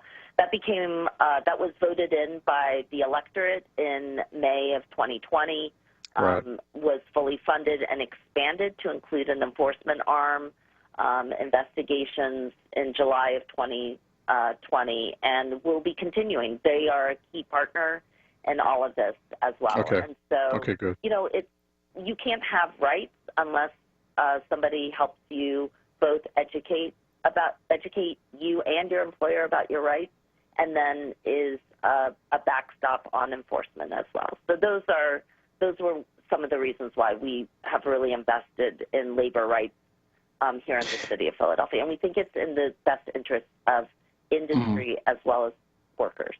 Hey, you know, also, Councilwoman, what sort of expectation do you have as far as federal aid? You know, we may not have. We talked with Congressman Brendan Boyle a little bit earlier on in this this Tuesday edition. Even he's not expecting any kind of like robust or any at all pandemic relief recovery from the federal government. Probably not until the new president gets situated. We're going to need aid. He talked about, he emphasized how we're going to need aid for state and local governments. But if you had sort of a ballpark dollar figure in your mind, what would that aid look like for the city of Philadelphia? In the billions. Yeah. Look, we've got 50-some days. I don't know about you, Charles, but I have a countdown clock. Yeah. And as hard as we fought to throw Trump out, this is a city that voted him out at a ratio of 80 to, 4 to 1. Over 80% of the electorate voted in favor of a new administration. As hard as we fought to make that a message, as soon as January 2021 comes into play, we need to be just as vigilant, rigorous, and demanding of a new administration. Change is going to demand that we see things happen here for us. I mean, it's not about jurisdiction. It's about the livelihood of this state and of this nation. Philadelphia is the economic engine for the state of Pennsylvania. We are the major contributor to wages. We are the major contributor to a transit system that keeps things flowing. We educate the most number of people. We're the business hub for the 5-county region, as well as the tri-state area.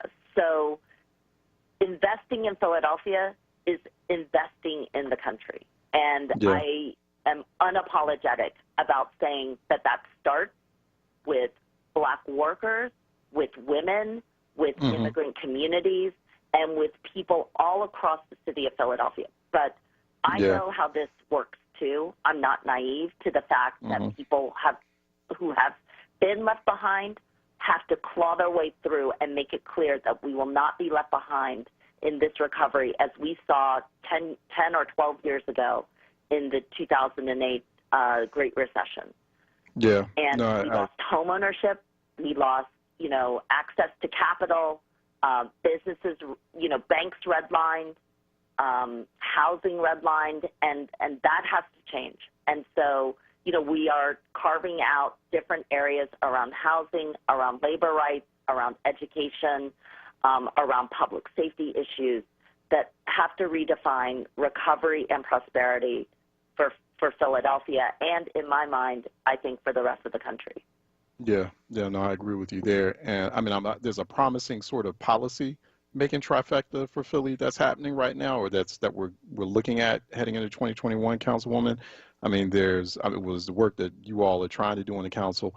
Got a president who's from the state, right, from the area. We got a House Minority Leader, right, who's from Philadelphia. And we've got your colleague, Derek Green, is now he's president of the Municipal League, representing all the cities in the Commonwealth of Pennsylvania. So there's a state, local, federal kind of trifecta here that I hope works to, from all the way from the top, from the presidency all the way down, that I hope works to Philadelphia's favor in the coming years, in the coming months, but we'll see what happens. We've been talking with Councilmember Helen Gim, Councilwoman at Large Helen Gim, at Helen Gim at Large on social media. She's been joining us here on Reality Check, talking about her latest package of labor bills, the Black Workers Matter Economic Recovery Package. They have a hearing today, 2:30 p.m. Go to phlcouncil.com to watch that. Councilwoman, thanks for your time. Really appreciate it, as always. Thank you so much. Thanks, Charles. All right. Take care. Be safe. All right. Let's take a break. And when we come back on the other side, we've got Kevin Ahmad Jenkins, a social epidemiologist from the University of Penn. We're going to talk about health disparities.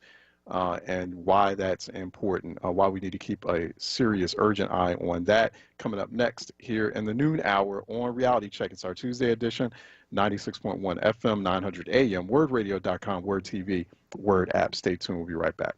Do you want to help kids in foster care? CASA Youth Advocates is seeking volunteers of color to advocate for the youth they serve. 50% of kids in the Delaware and Chester County foster care system are children of color, yet only 9% of CASA Youth Advocate volunteers are people of color. Children in foster care greatly benefit from advocates who look like and can relate to them. They desperately need more volunteers of color. Visit delcocasa.org for more info. That's www.delcocasa.org. WURD Radio presents the following wellness tip to support our listeners with mindfulness and motivation as we continue to navigate the pandemic together.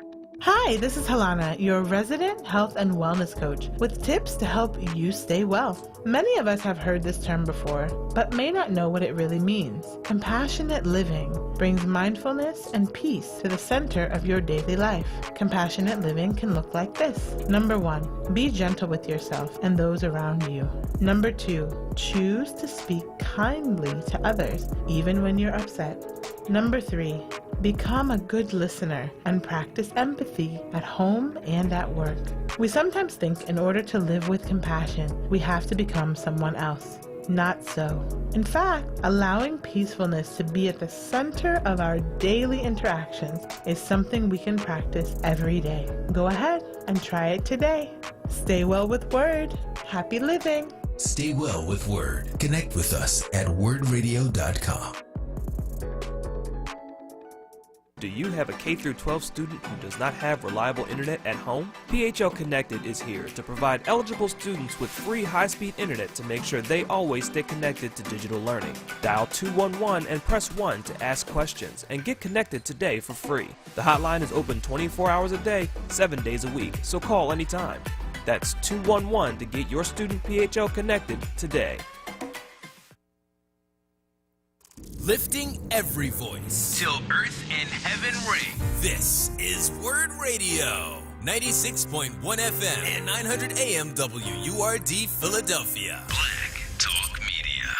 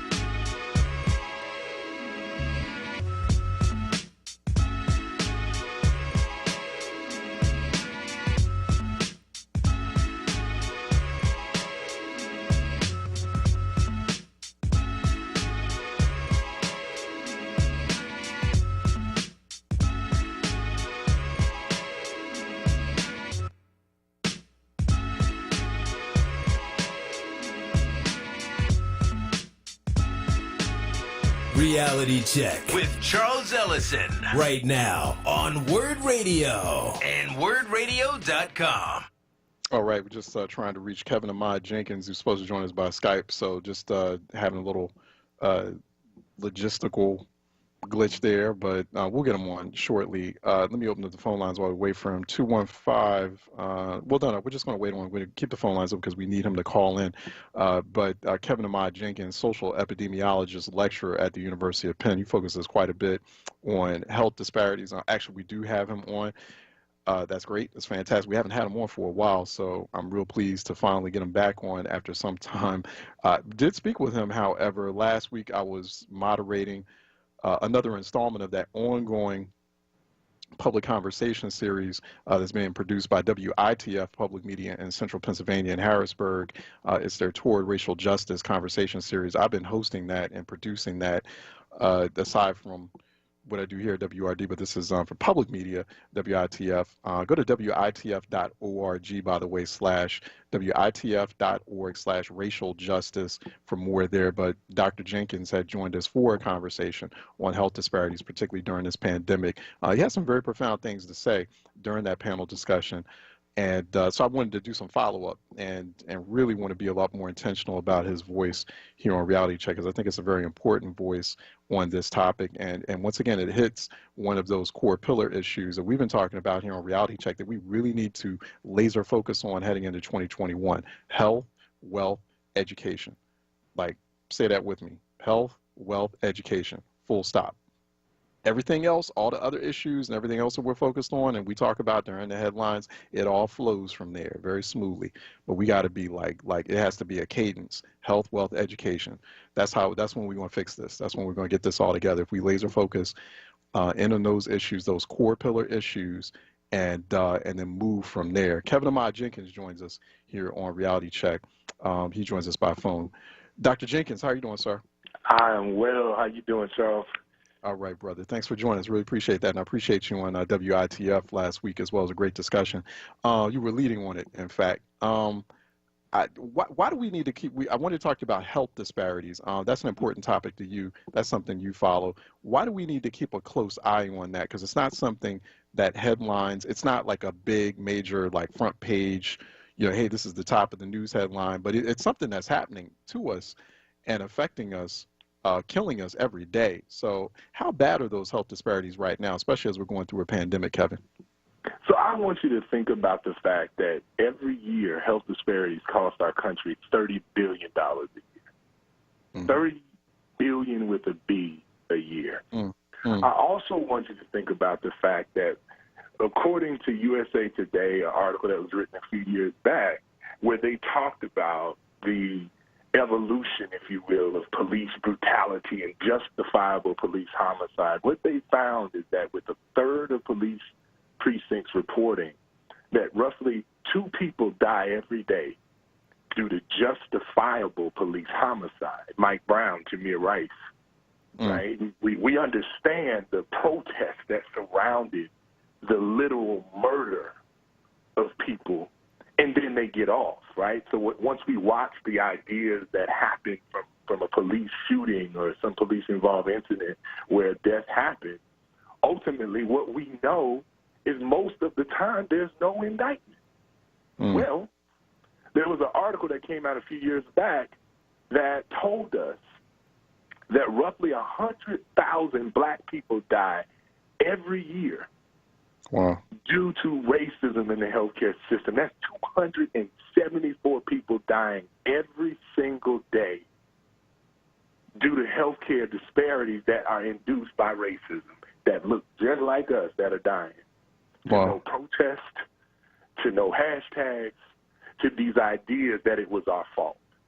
So when we think about why we should care about this, we are literally watching race being punished for the sins of racism. And that's what we have to continue to talk about in the healthcare context, is that we keep looking at us as a people saying, oh, they're just sick, and oh, they don't take care of themselves, and they don't listen to the doctor, when in all actuality, we can't do half the stuff that they're proposing because the system was never designed for us to do so. Wow, wow. And see, I think people need to hear that constantly. You said that on WITF, and I was like, I got to bring this brother on. We need to talk about it regularly, and all the different ways that we need to present it, and all the different aspects of it. Because that's stark. I think when you paint it like that, I think people begin to listen. 2 people a day from police violence, from police homicide, or what you were calling, what's described as from their perspective, oh, this is justifiable, justified police homicide, 2 people a day, and that's not to discount or diminish the death. There should be no deaths from anything like that, right? It's not to diminish that, but then when you just have to compare it, and you're like, 274 people a day. We're talking about a day, not a year. 274 black people a day dying directly from the pernicious, the active, that's homicide too. That's the homicide from the health system. That's not enough people are hearing about this. How much has that, do you think, Kevin, worsened since the pandemic, right? So, you were talking about that study. It was from like a couple of years ago. I wonder if that rate is even higher per day, because it's funny, right? And we had, I remember when we had, we have him on every great now and then, the chair of the Council on Communities of Color at the Council of State Governments, State Senator Kevin Parkin oversees Brooklyn. And he was like, we didn't really trust the hospital system or the medical profession to begin with. And now we got to jump into this pandemic, and you asking us to trust you? And we ain't trust you before then. I can only imagine how bad this is now that we're in the throes of this pandemic. Yeah. I'm working on this book chapter, so I'm trying to finally get this book done so everybody can stop asking me about it. It's coming. But, as I was writing this last section, just really discussing, again, how race is punished for the sins of racism, the last section that I have in this chapter is entitled The Racial Health Disparities in Hindsight is 2020, literally. Right? We're literally looking at racial health disparities in plain view happening but right before our eyes. So let's forget the deaths for a second, right? Let's forget the fact that roughly about, we have like a 2 times and some change higher likelihood of dying from COVID than everybody else. Forget that for just 2 seconds. Let's get back to the beginning of the pandemic, when they started assessing the risk profile of people and saying, if you live with vascular-based diseases, respiratory diseases, if you're older, they listed all of these different things that put you at a higher risk. Never once did they mention race. Never once, right? We've been doing this research for decades. We know exactly who occupies those disparate spaces when it comes to health issues. So you mean to tell me for the first time now the whole nation is quiet about who's the people that we need to be worried about during the pandemic? Right? So then on top of that, once we started actually getting things starting to come out, and we started looking at the fact that people are showing up. There was a 24-year-old brother up in Detroit that presented to the hospital, and they sent him home because they said, you're not presenting. He was dead in less than 48 hours. There was another sister that went to the doctor 4 times trying to get a test for coronavirus. She literally worked in the hospital, and she died. We're talking about people every single time we look. When it comes to access issues, we're turned away. When you told us to show up, that's the problem I have. When we were going through the throes of the pandemic in the beginning, they were telling us to come to the doctor if you experience these symptoms, but yet still, as we present, we're turned away. Explain it, right? How do you explain why you keep turning us away at higher rates when you allege that you didn't know we were the ones who would be impacted the most? These are the problems I have. The logic of disparities is totally illogical. Yeah. It's totally illogical. Yeah, it really is. And that's the elephant in the room on this conversation about hospitalization of COVID cases. What's happening when, we did get into, we started getting into a conversation, and so there was some needle push, a little bit of needle push in cities like Philadelphia, for example, about testing, about not enough testing apparatus for black populations. But even then, you look at the city of Philadelphia, over a quarter of the people in Philadelphia, and I can personally attest to this, I didn't drive when I was living in Philadelphia. I didn't start driving until I went to college. Because over a quarter of people in Philadelphia don't have a car. you know, either can't afford a car or have chosen not to drive a car. But then most of the COVID testing sites in the city are places where you need to access it by a car. Like, I mean, how illogical is that? So, but the elephant in the room, and you know, and I keep asking these policymakers about it, and they don't have answers.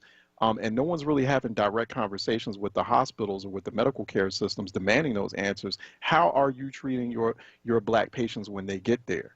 Do we know what's going on? I mean, we have one state senator in this area who was saying, you know what? And this was months ago, like when we were in the shutdown phase and was really bad, was bad now.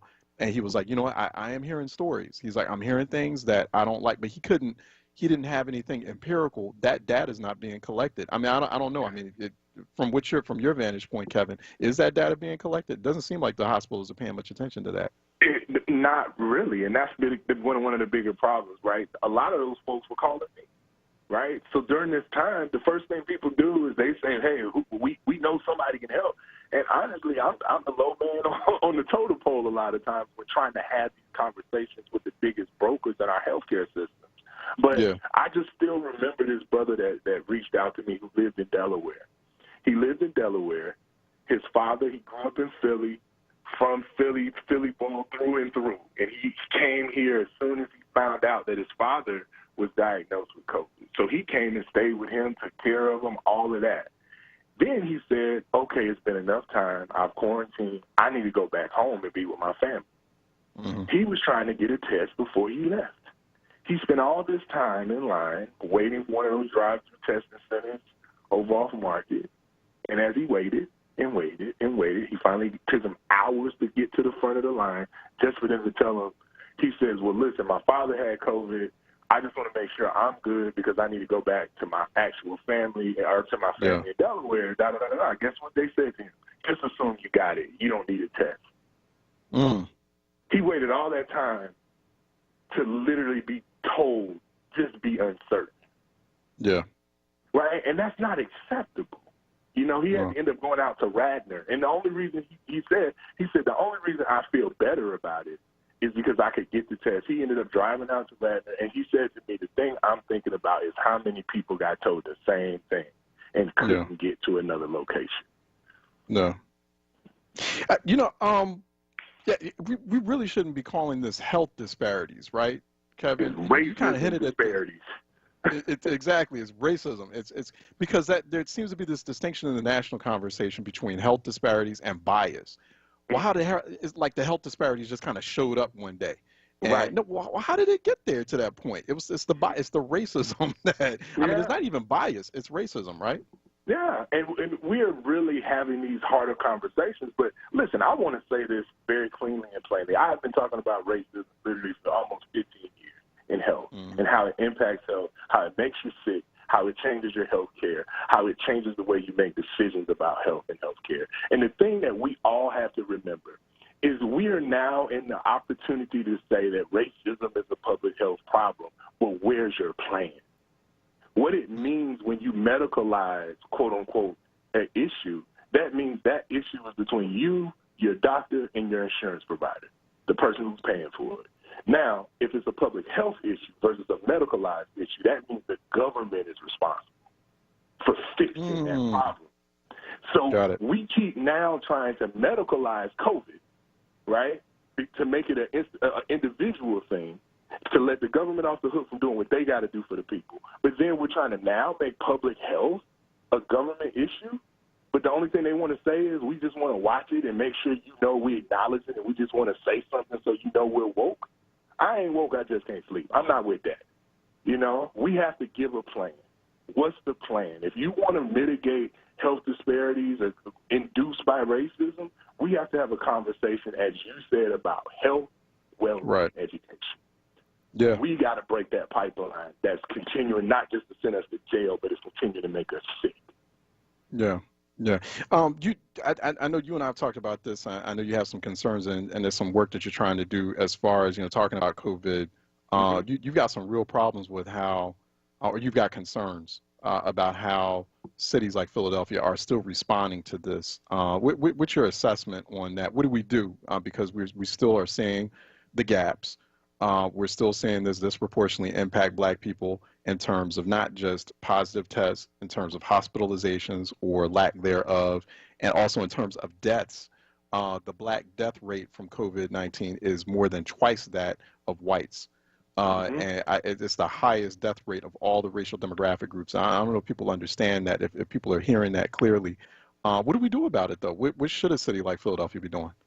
The first thing is what we need to do before we even talk about the action, let's just talk about acknowledgement. We got to give a round of applause to folks like Dr. Ola Stafford, who just basically said, we got to make some change. I can't wait. You know? Yeah. And it took the grassroots effort, the work that she's doing nationally, internationally recognized. And it just came because this sister said, I'm tired.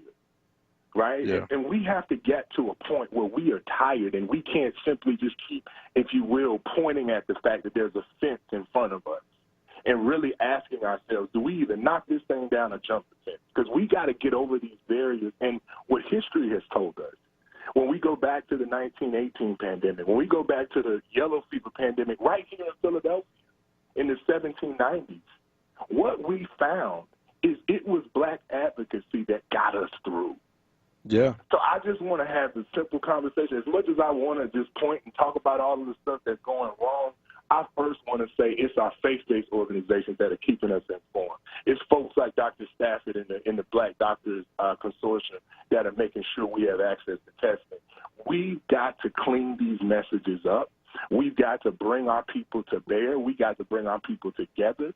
What I know is when I lived in West Philly, and I was walking to work, going to UPenn every day. When I was walking to work, those few blocks, if you will, let me tell you something. There are a couple of days where I would miss the bus time. And old 42, I just never could get the bus 42 right at times when I first moved up here. And I remember the first day I walked to camp, right? And sometimes when you start that walk, when you know you missed the bus, you keep looking back, hoping the bus is going to come.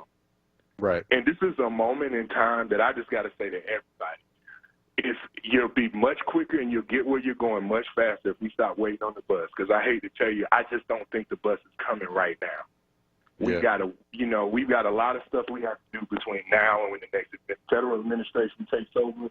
But what I know is that if we keep walking, we can help each other. And that's what we need to be doing. We've got to do that and bring all our resources to bear, have real conversations about mental health. The fact that I'm not going to see my mother for Thanksgiving because we are not okay with her being anywhere near us. She's got kidney disease. I can't take that. If something would have happened to her, she got to stay home. Yeah. Right? Yeah, that's right. That's right. Yeah, it's, that would be tough. Now, it's the right decision. People really have to be much more careful and aware and just follow basic public health guidelines. Please don't crowd up and meet during that. Try to get to the next Thanksgiving, everyone, is really kind of like, that's really the big takeaway from that. We've been talking with Kevin Ahmad Jenkins, Dr. Kevin Ahmad Jenkins, social epidemiologist, researcher, lecturer at the University of Penn. Go to @KJ Answers on social media, on Twitter, if you'd like to see what he's up to there, his research. We're just going to try to bring him here on Reality Check a little bit more often, so we can talk about this issue and more here on Reality Check. Kevin, really appreciate your time. Thanks so much. And really appreciate the important information. Happy holidays to you and yours. Same to you. Same to you. Stay safe, everybody. We got to get to next year. Let's do it. That's right. That's right. Thank you, brother. Appreciate that message.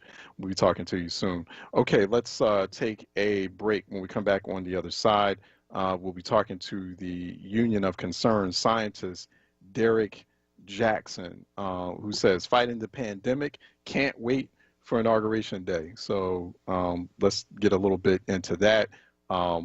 Governing in a time of pandemic, what should the response be? Derek Jackson coming up next here on Reality Check 96.1 FM, 900 AM, wordradio.com, WURD TV, WURD app. Stay tuned. We'll be right back.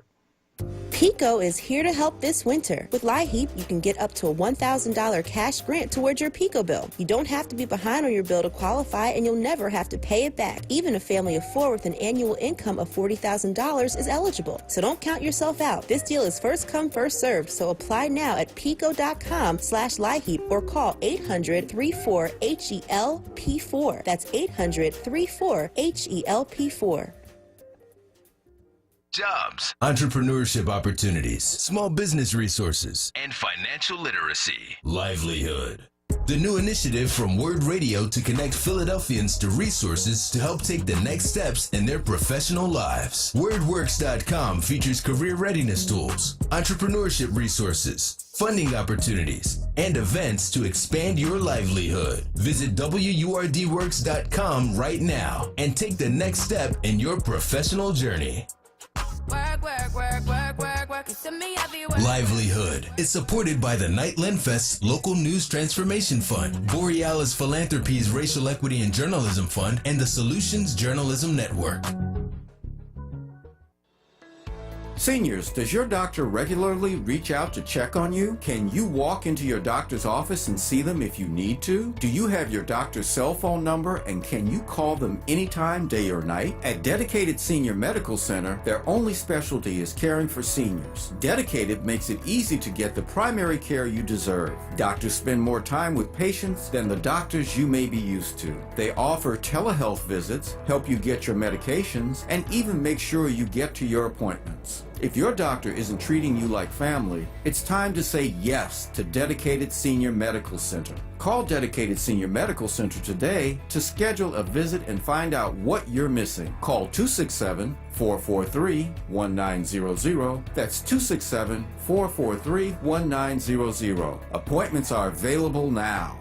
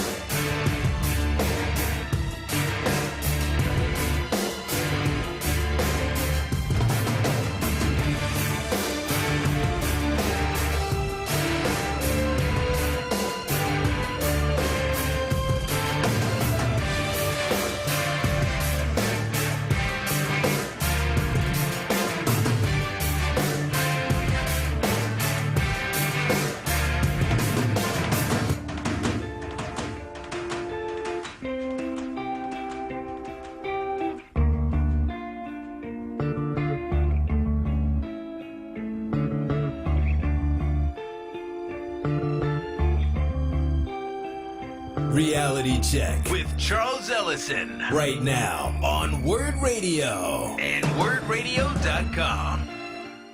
Okay, joining us now is Union of Concerned Scientists Senior Fellow Derek Jackson for more on the Union of Concerned Scientists. You can go to ucsusa.org.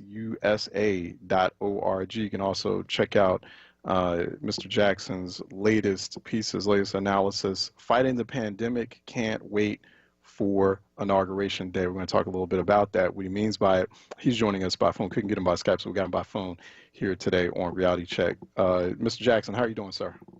I'm doing fine. How about yourself? All right, good. Appreciate your time here. Thanks for this.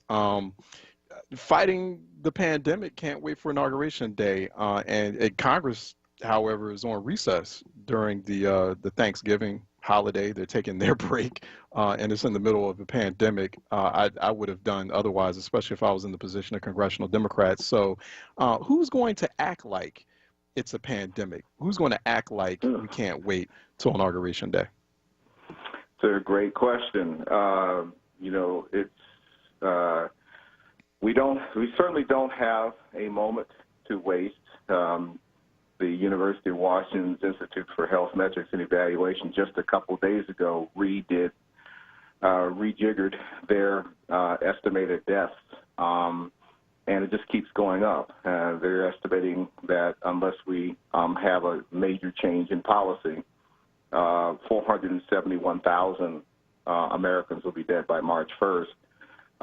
And if we were to just do the simple thing of have a universal mask, a national mask mandate, we would save, according to them, at least 65,000 of those lives of the next folks who are going to die. So, President-elect Biden has said that this is his priority from day one. He's assembled a team that that certainly of health experts, and I think in particularly of note for people of color, making the addition of Marcella Nunez-Smith, who's an expert on racial disparities in COVID. So I think that, the Democrats are positioned to lead on this. The big question mark is what's going to happen with all the Trump states that at this very late hour in the pandemic, about a dozen still do not have any mask orders. And so that is going to be a huge, huge issue, when they take office in January. And there's so much damage, unfortunately, that can be done right now, between now and January, that we really, if we're serious about saving lives, we have to start now. And the Trump team, Fauci and Birx and people, if they can be freed up to work actively and directly with the Biden administration, that would be helpful. Yeah. Part of this is driven by that urgency around pandemic response, or that dramatic pivot or alteration in policy that you speak of. That's also driven by public demands. And, so it's the public that's putting demands on the office holders, on the policymakers, on Republicans and Democrats alike on Capitol Hill, maybe demanding, hey, you know what, you guys didn't pass a pandemic relief package, need you to stay on Capitol Hill this week.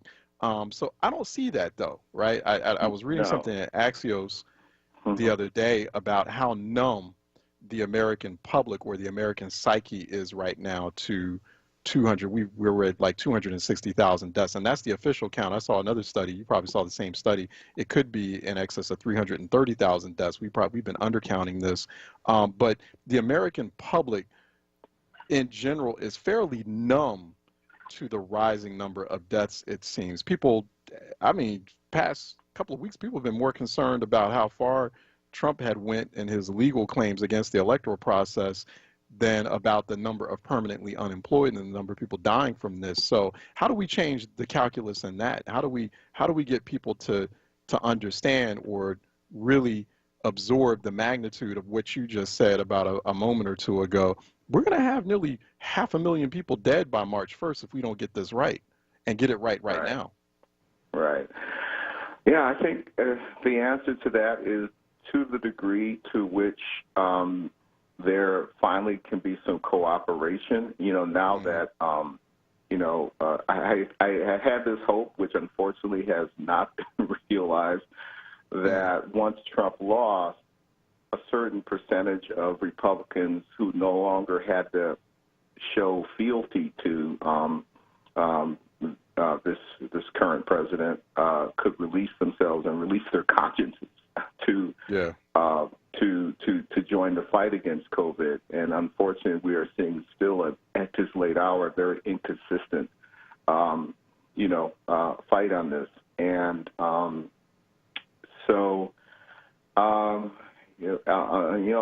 until we get, and I think when you talk about numb, that part is pretty sad because, like in Germany, for instance, they're undergoing right now, they're having a pretty hard month-long shutdown because of their rise. And even though Germany is one of those countries that has pretty much done pretty well, this virus doesn't play. And this virus takes advantage of anything. And so, what Germany has done is assure small and mid-sized businesses that they will be kept 75% whole, during this period. And that is exactly the kinds of things that we need to be talking. I think we would have less panic or less conflict about COVID if the federal government, Congress, and a White House had stepped up with a unified strategy to not just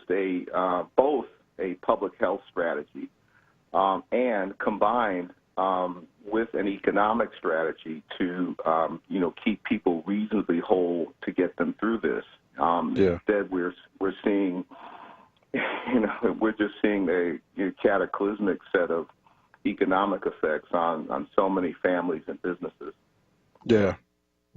I think part of that, that lack of cooperation, let's get into the racial dimensions of that, because I've always said that. Like, I know that we look at other countries, or we look to see what other countries are doing, to maybe sort of create some conversation around benchmarks and around progress about how to tackle this thing. So we look at what's happening in Asia, for example, countries like, let's pick South Korea. Oh, South Korea is, like they've gotten it under control. They've handled it. Or you mentioned Germany just now.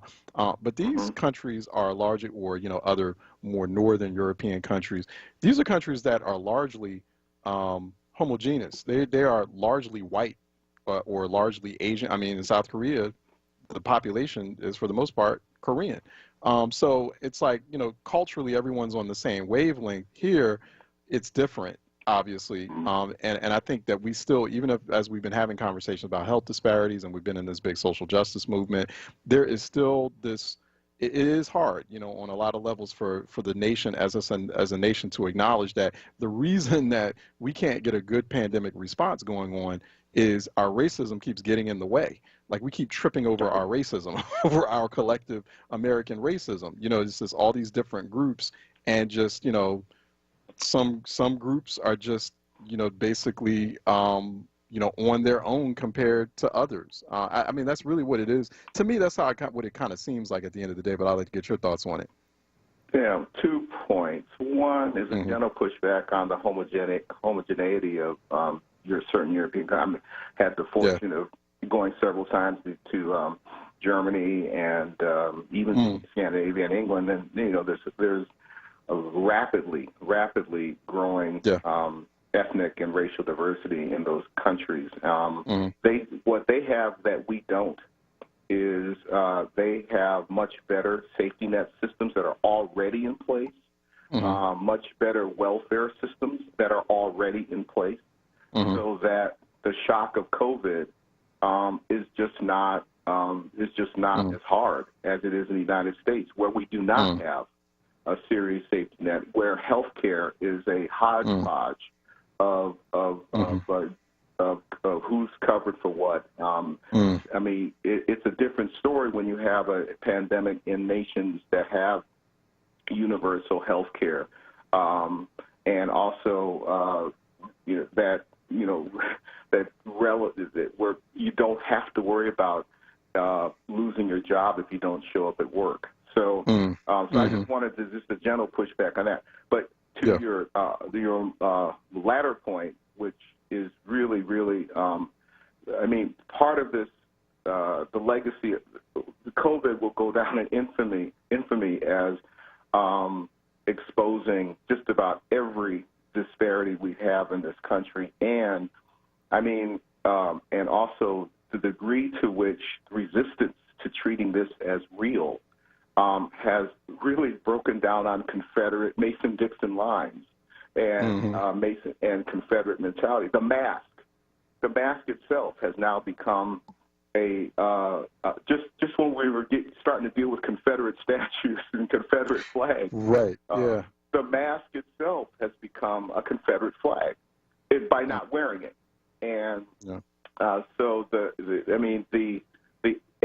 it's just amazing. There are these stories now coming out of the Dakotas of emergency room nurses who are reporting by Twitter or with journalists that they're witnessing people dying under their last breath, saying, "I can't believe this is real," or "I should have worn a mask," or even one report of someone going down to their last breath saying, "Joe Biden's going to destroy the country." It's the separate worlds of So COVID. I mean, let's go back to a couple things. Early in this pandemic, this dynamic got super exposed when Southern governors basically launched into like a plantation mentality by saying we're going to reopen these economies, and that no one said it officially. And the reality is that they were reopening the economies on the backs of, in many industries, on the backs of black and brown people who were forced to be essential workers. And since then, studies from University of Utah, University of Texas have indeed confirmed that the higher rate of the reason for the higher rate of death early in the pandemic among black and brown people is precisely because we're overrepresented in essential jobs. We've been talking with Derek Z. Jackson. He is a fellow at the Union of Concerned Scientists. He's a fellow in climate and energy. A couple of other issues we need to bring you back on, Derek, to talk about within their Center for Science and Democracy. Go to ucsusa.org. He's also co-author of Project Puffin, The Improbable Quest to Bring a Beloved Seabird Back to Egg Rock. And that was came out by Yale University Press back in 2015. Go to @Derek Z. Jackson on Twitter, on social media, if you'd like to follow him there. Go to blog.ucsusa.org to read his latest piece, Fighting the Pandemic, Can't Wait for Inauguration. It's a good read. That's why we brought him on. We'll get him back here for a later EcoWord session. Looking forward to that. Derek, thanks for your time. Really appreciate it. Appreciate it, Troy. Thanks for being on this issue the way you are. All right. Take care. All right, have a good one. Happy holidays to you. Okay, let's take a quick break, and when we come back, phone lines are open at 215-634-8065, toll free 866-361-0900, 215-634-8065, toll free 866-361-0900 here on Reality Check. Let's take a break, and we'll be right back. Hi, this is Jeff Brown from Brown's Family ShopRites and Fresh Grocers. Are you thinking about a part-time job to help out with the cost of the holidays? We have plenty of openings. You can apply online at shoprite.com/careers or freshgrocer.com/careers. Come join the Brown family today and help us serve the people of Philadelphia. Have a great holiday. Monday through Thursday, keep it locked to WURD Radio. At 6 a.m., start your day with the Power Hour, hosted by Bishop Dwayne Royster and Reverend Mark Kelly Tyler. At 7, it's Wake Up with WURD with Solomon Jones. At 10 a.m., it's Reality Check with Charles Ellison. Then at 1 p.m., it's The Source, hosted by Andrea Lawful Sanders on Mondays, Tuesdays, and Thursdays, and the Black Women's Leadership Council on Wednesdays. At 4 p.m., it's Evening Words with Nick Taliaferro. Then at 7, it's Save Space with Sincerely Sarita. At 9 p.m., round up your day with Keeping It Real with the Reverend Al Sharpton. Keep your dial locked to WURD Radio, 96.1 FM and 900 AM WURD. Streaming live on WURDradio.com and the WURD Radio app. Or watch live on WURD TV via Facebook and YouTube. WURD Radio. Independent Black Media. Save the date. Friday, December 4th from 1 p.m. till 4 p.m. for the 5th annual WURD Empowerment Experience. And this year, the virtual and on-air event will be extra special as we celebrate the career of radio veteran Cody Anderson and discuss the importance of independent black media. For more details about the 2020 WURD Empowerment Experience or to RSVP, visit wordradio.com and stay tuned to WURD Radio, 96.1 FM and 900 AM WURD. Reality Check with Charles Ellison right now on WURD Radio and wordradio.com. All right, welcome back to Reality Check 96.1 FM, 900 AM, wordradio.com, WURD TV, WURD app, 215-634-8065. Phone lines are open, 215-634-8065. Toll free, it is 866-361-0900. Just want to say salutations to everyone watching us on WURD TV. Good afternoon now to Raphael Suleiman and also Michelle Watson, who is watching and listening from New Jersey. Malcolm White, what's happening? He was watching and listening from Westmount area this morning. I wonder if he's still there. Judith Hartwell Sanders, good afternoon now to you, who was watching from West Germantown. Good afternoon, and Nasir Butler. Peace peace and blessings back at Joey Dixon, and yeah, have a great day and jazz to you as well. Joey Dixon is like, where is West Germantown? Oscar Albrighton, good afternoon to you. Shirley J. Carter, what's happening? Good afternoon. Shalata C.A. Sankofa, blessings and afternoon salutations back at Shalata C.A. Sankofa, who also was throwing that salutation out to family members, fan listeners, and special guest speakers. We have Tom Bryant. Thank you for that. Nasir Butler. Charles, this sounds good. I'm in on the book reading. Let's get it started. Yeah, that's something that was food for thought. Just want to make sure if we do that and we pull that off, I know we have like our one. I don't want to conflict with our book words programming, and two, I just want to make sure if we do it, we have some impact with it and it doesn't come off or it doesn't sound too corny.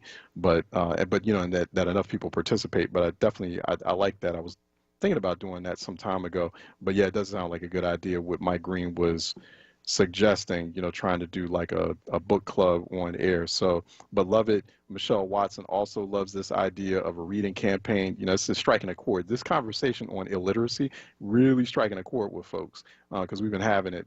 We kind of went into full gear with it since last week, so I'm kind of thinking of some things to do in that respect. Cedric Milliner. Hey, greetings, Charles and guests. The plan is teaching our children and not allowing outsiders that's not in our interest doing that. Dr. Claude Anderson's books should be in all households and others. Peace.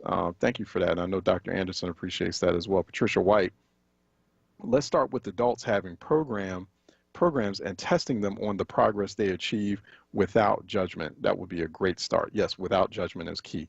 Advertising for young people to become educated in a non-threatening way. I think Patricia White is spot on with that observation. I agree with you.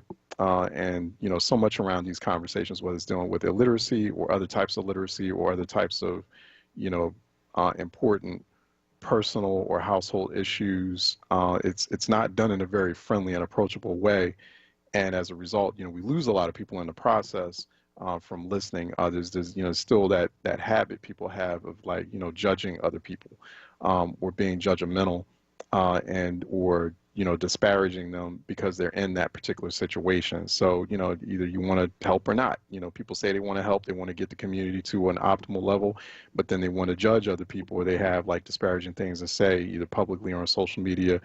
You know, I'm happy to hear, I like these comments. You know, this is positive. You know, it's all about being positive and being productive, coming up with a plan, you know, coming up with ways, you know, encouraging ways to move the needle. That's the kind of tone. I think it was last week I was saying, you know, we had a couple of people on. I didn't like the tone of conversation I was seeing in the Facebook comment section. It was last week. A couple of people heard me. You know, let's keep it civil. You know, nothing wrong with people being disagreeable. I totally I'm all for that. You know, you can disagree all day if you want, but don't be disrespectful while you do it. I love this kind of conversation right here. I'm seeing today on Facebook Live. Patricia White was loving Mike Green's True Talk. Cedric Milner also adding, hey, health, economics, education, real estate is always out front. That's where racism starts, bro. It's absolutely correct. Peace.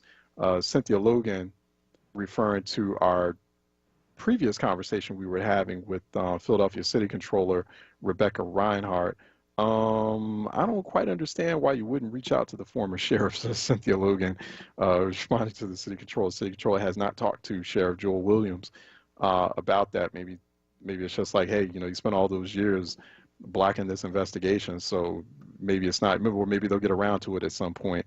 But point taken, Cynthia Logan and Tanya Bell. Thanks for doing that. At least on the Facebook Live page, she found that link to the the Philadelphia City Controller's investigation into missing guns from the sheriff's gun inventory, and so she posted that. You can go to for those viewers or listeners who are accessing Facebook, who are on our Facebook Live page watching WURD TV. You can just click on the link that Tanya Bell provides. I appreciate you, Tanya, for doing that. Thanks so much. Let me go to Sultan out of North Philly calling in for a reality check. Brother Sultan, thank you for calling. Brother Giles, how you doing? How you doing today, sir? I'm doing all right. One of those people I need to reach back to too. I am looking very closely at, and we will have that conversation about that social impact bond. But go ahead. Okay. Well, that's why I was calling to just begin to approach that idea, because one of the things we need to consider. Every year when there's an election, there's a ballot questions and then there are bond questions. And historically, Philadelphia has floated many bonds in an effort to maintain and increase the growth of the infrastructure of society. So we're trying to challenge the council to look the other way now and look at a bond that would increase the growth of the human beings who live in the society. So if we float a bond that does the water system for 30 years and we put new pipes in the street for over 30 years, why not have a bond that is to stabilize the community and the people over those same 30 years? So as society grows, the infrastructure grows, but people will also have that journey.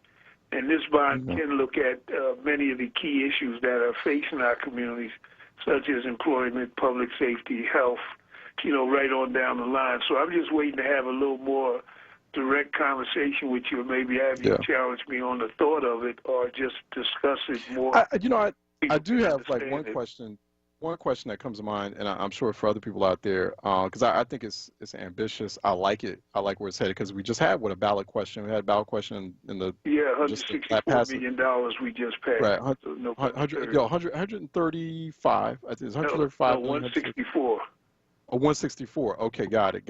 And so it's quite a bit of money each election cycle that the city asks voters to authorize, and the city and the voters oblige. How would that 600 million, like specifically, how would that $600 million be used? Like, what kind of can you give us kind of like an outline of details on how that would be? Where would that be targeted towards? Well, one of the places that we saw, we kind of looked at 6 categories, and we kind of qualified the $600 million based on $100 million being used in each of those categories. I do want to caution the community that this could be a wrong number. The number could be an increased number.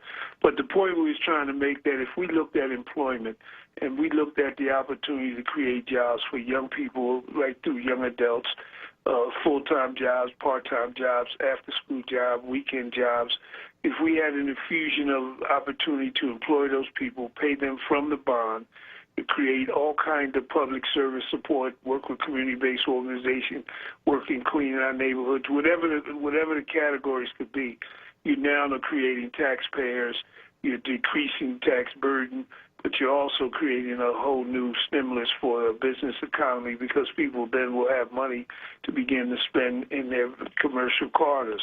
Or if we took $100 million and looked at the whole opportunity where many of the commercial corridors in the city still have abandoned buildings, abandoned stores, so we could create dollars that would be available for stock on the shelf, that I could get a grant that I could put stock on the shelf. I could create products that will be available to the community. I can employ people from the community. we can pay the business taxes and all the other kind of ramifications. But at the same time, once again, we're providing goods and services. Or if we looked at all the community-based organizations throughout the city, right now the numbers suggest the number of community-based or 501c3 organizations could be as many as 2,500, could be as many as 3,000. And if many of these groups have been working on shoestring budgets out of their own pockets, out of their own heart, but if we could guarantee them, based on the scopes and the services that you'll deliver, anywhere from $25,000 a year to $250,000 a year, that you would know that these funds would be available, so that once again, when community groups service people in the community, they're serving the constituents of council people, Congress people, state reps, and they're also changing the quality of life. And you know, there's still three other categories, from public safety to public health. We're fixing the recreation centers. Well, why not ramp them up, staff them up, 24-hour program, decrease juvenile delinquency, or the public health issues. You know, I feel like, and Brother Sultan, I feel like, too, you're onto something that could, like, could stretch beyond Philly. I mean, that's a movement, you know, particularly as we're having this conversation about, like, racial equity. You know, some people are also floating the idea about like a reparations secretary in the new administration. I don't know if that'll happen. I don't know if we'll pass HR 40, but that kind of jibes a little bit or aligns with that reparations conversation. I mean, imagine if you have multiple cities all at once trying to pass social impact bonds of that scale, right? Or, you know, you had a kind of a city-state movement happening, and that's, you know, leveraging those 13,000 black elected officials, many of them on the state and local level, leveraging them like, hey, like, get this passed, social impact bond, or get this on as a ballot initiative. I think you're going somewhere with that. I got to let you go, but I am going to talk to you. I will follow up. I'm sorry, it's so much going on, as you can imagine, but I will follow up. I have seen that. I appreciate you calling in and just talking to us a little bit about it. We'll get into a more extended segment for some follow-up on it. Let me let you go because I have to wrap. The Source with Andrea Lawful Sanders is coming up next here on Reality Check, here on WURD, 96. So want to keep you dialed in to 96.1 FM, 900 AM, also wordradio.com, and also Word TV, too, on Facebook Live and YouTube as well. I want to thank Troy Wilmore on the board is still getting it done. Thank everyone else, everyone tuning in, and just being patient with me during this extended and very active, busy Tuesday edition of Reality Check. I'm at Ellison Report, #Reality Check, and continue to subscribe to the B Note, THEBE Note.com for more insights there. That's our companion online magazine and newsletter to this program, Reality Check on WURD. All right, God willing, I will see you tomorrow, 10 a.m. sharp, Wednesday, for our midweek Thanksgiving Eve edition. In the meantime, I want everyone to stay safe, but stay sharp, stay smart, and please do stay safe. Be well out there. I will talk to you tomorrow morning. Take care. Bye-bye.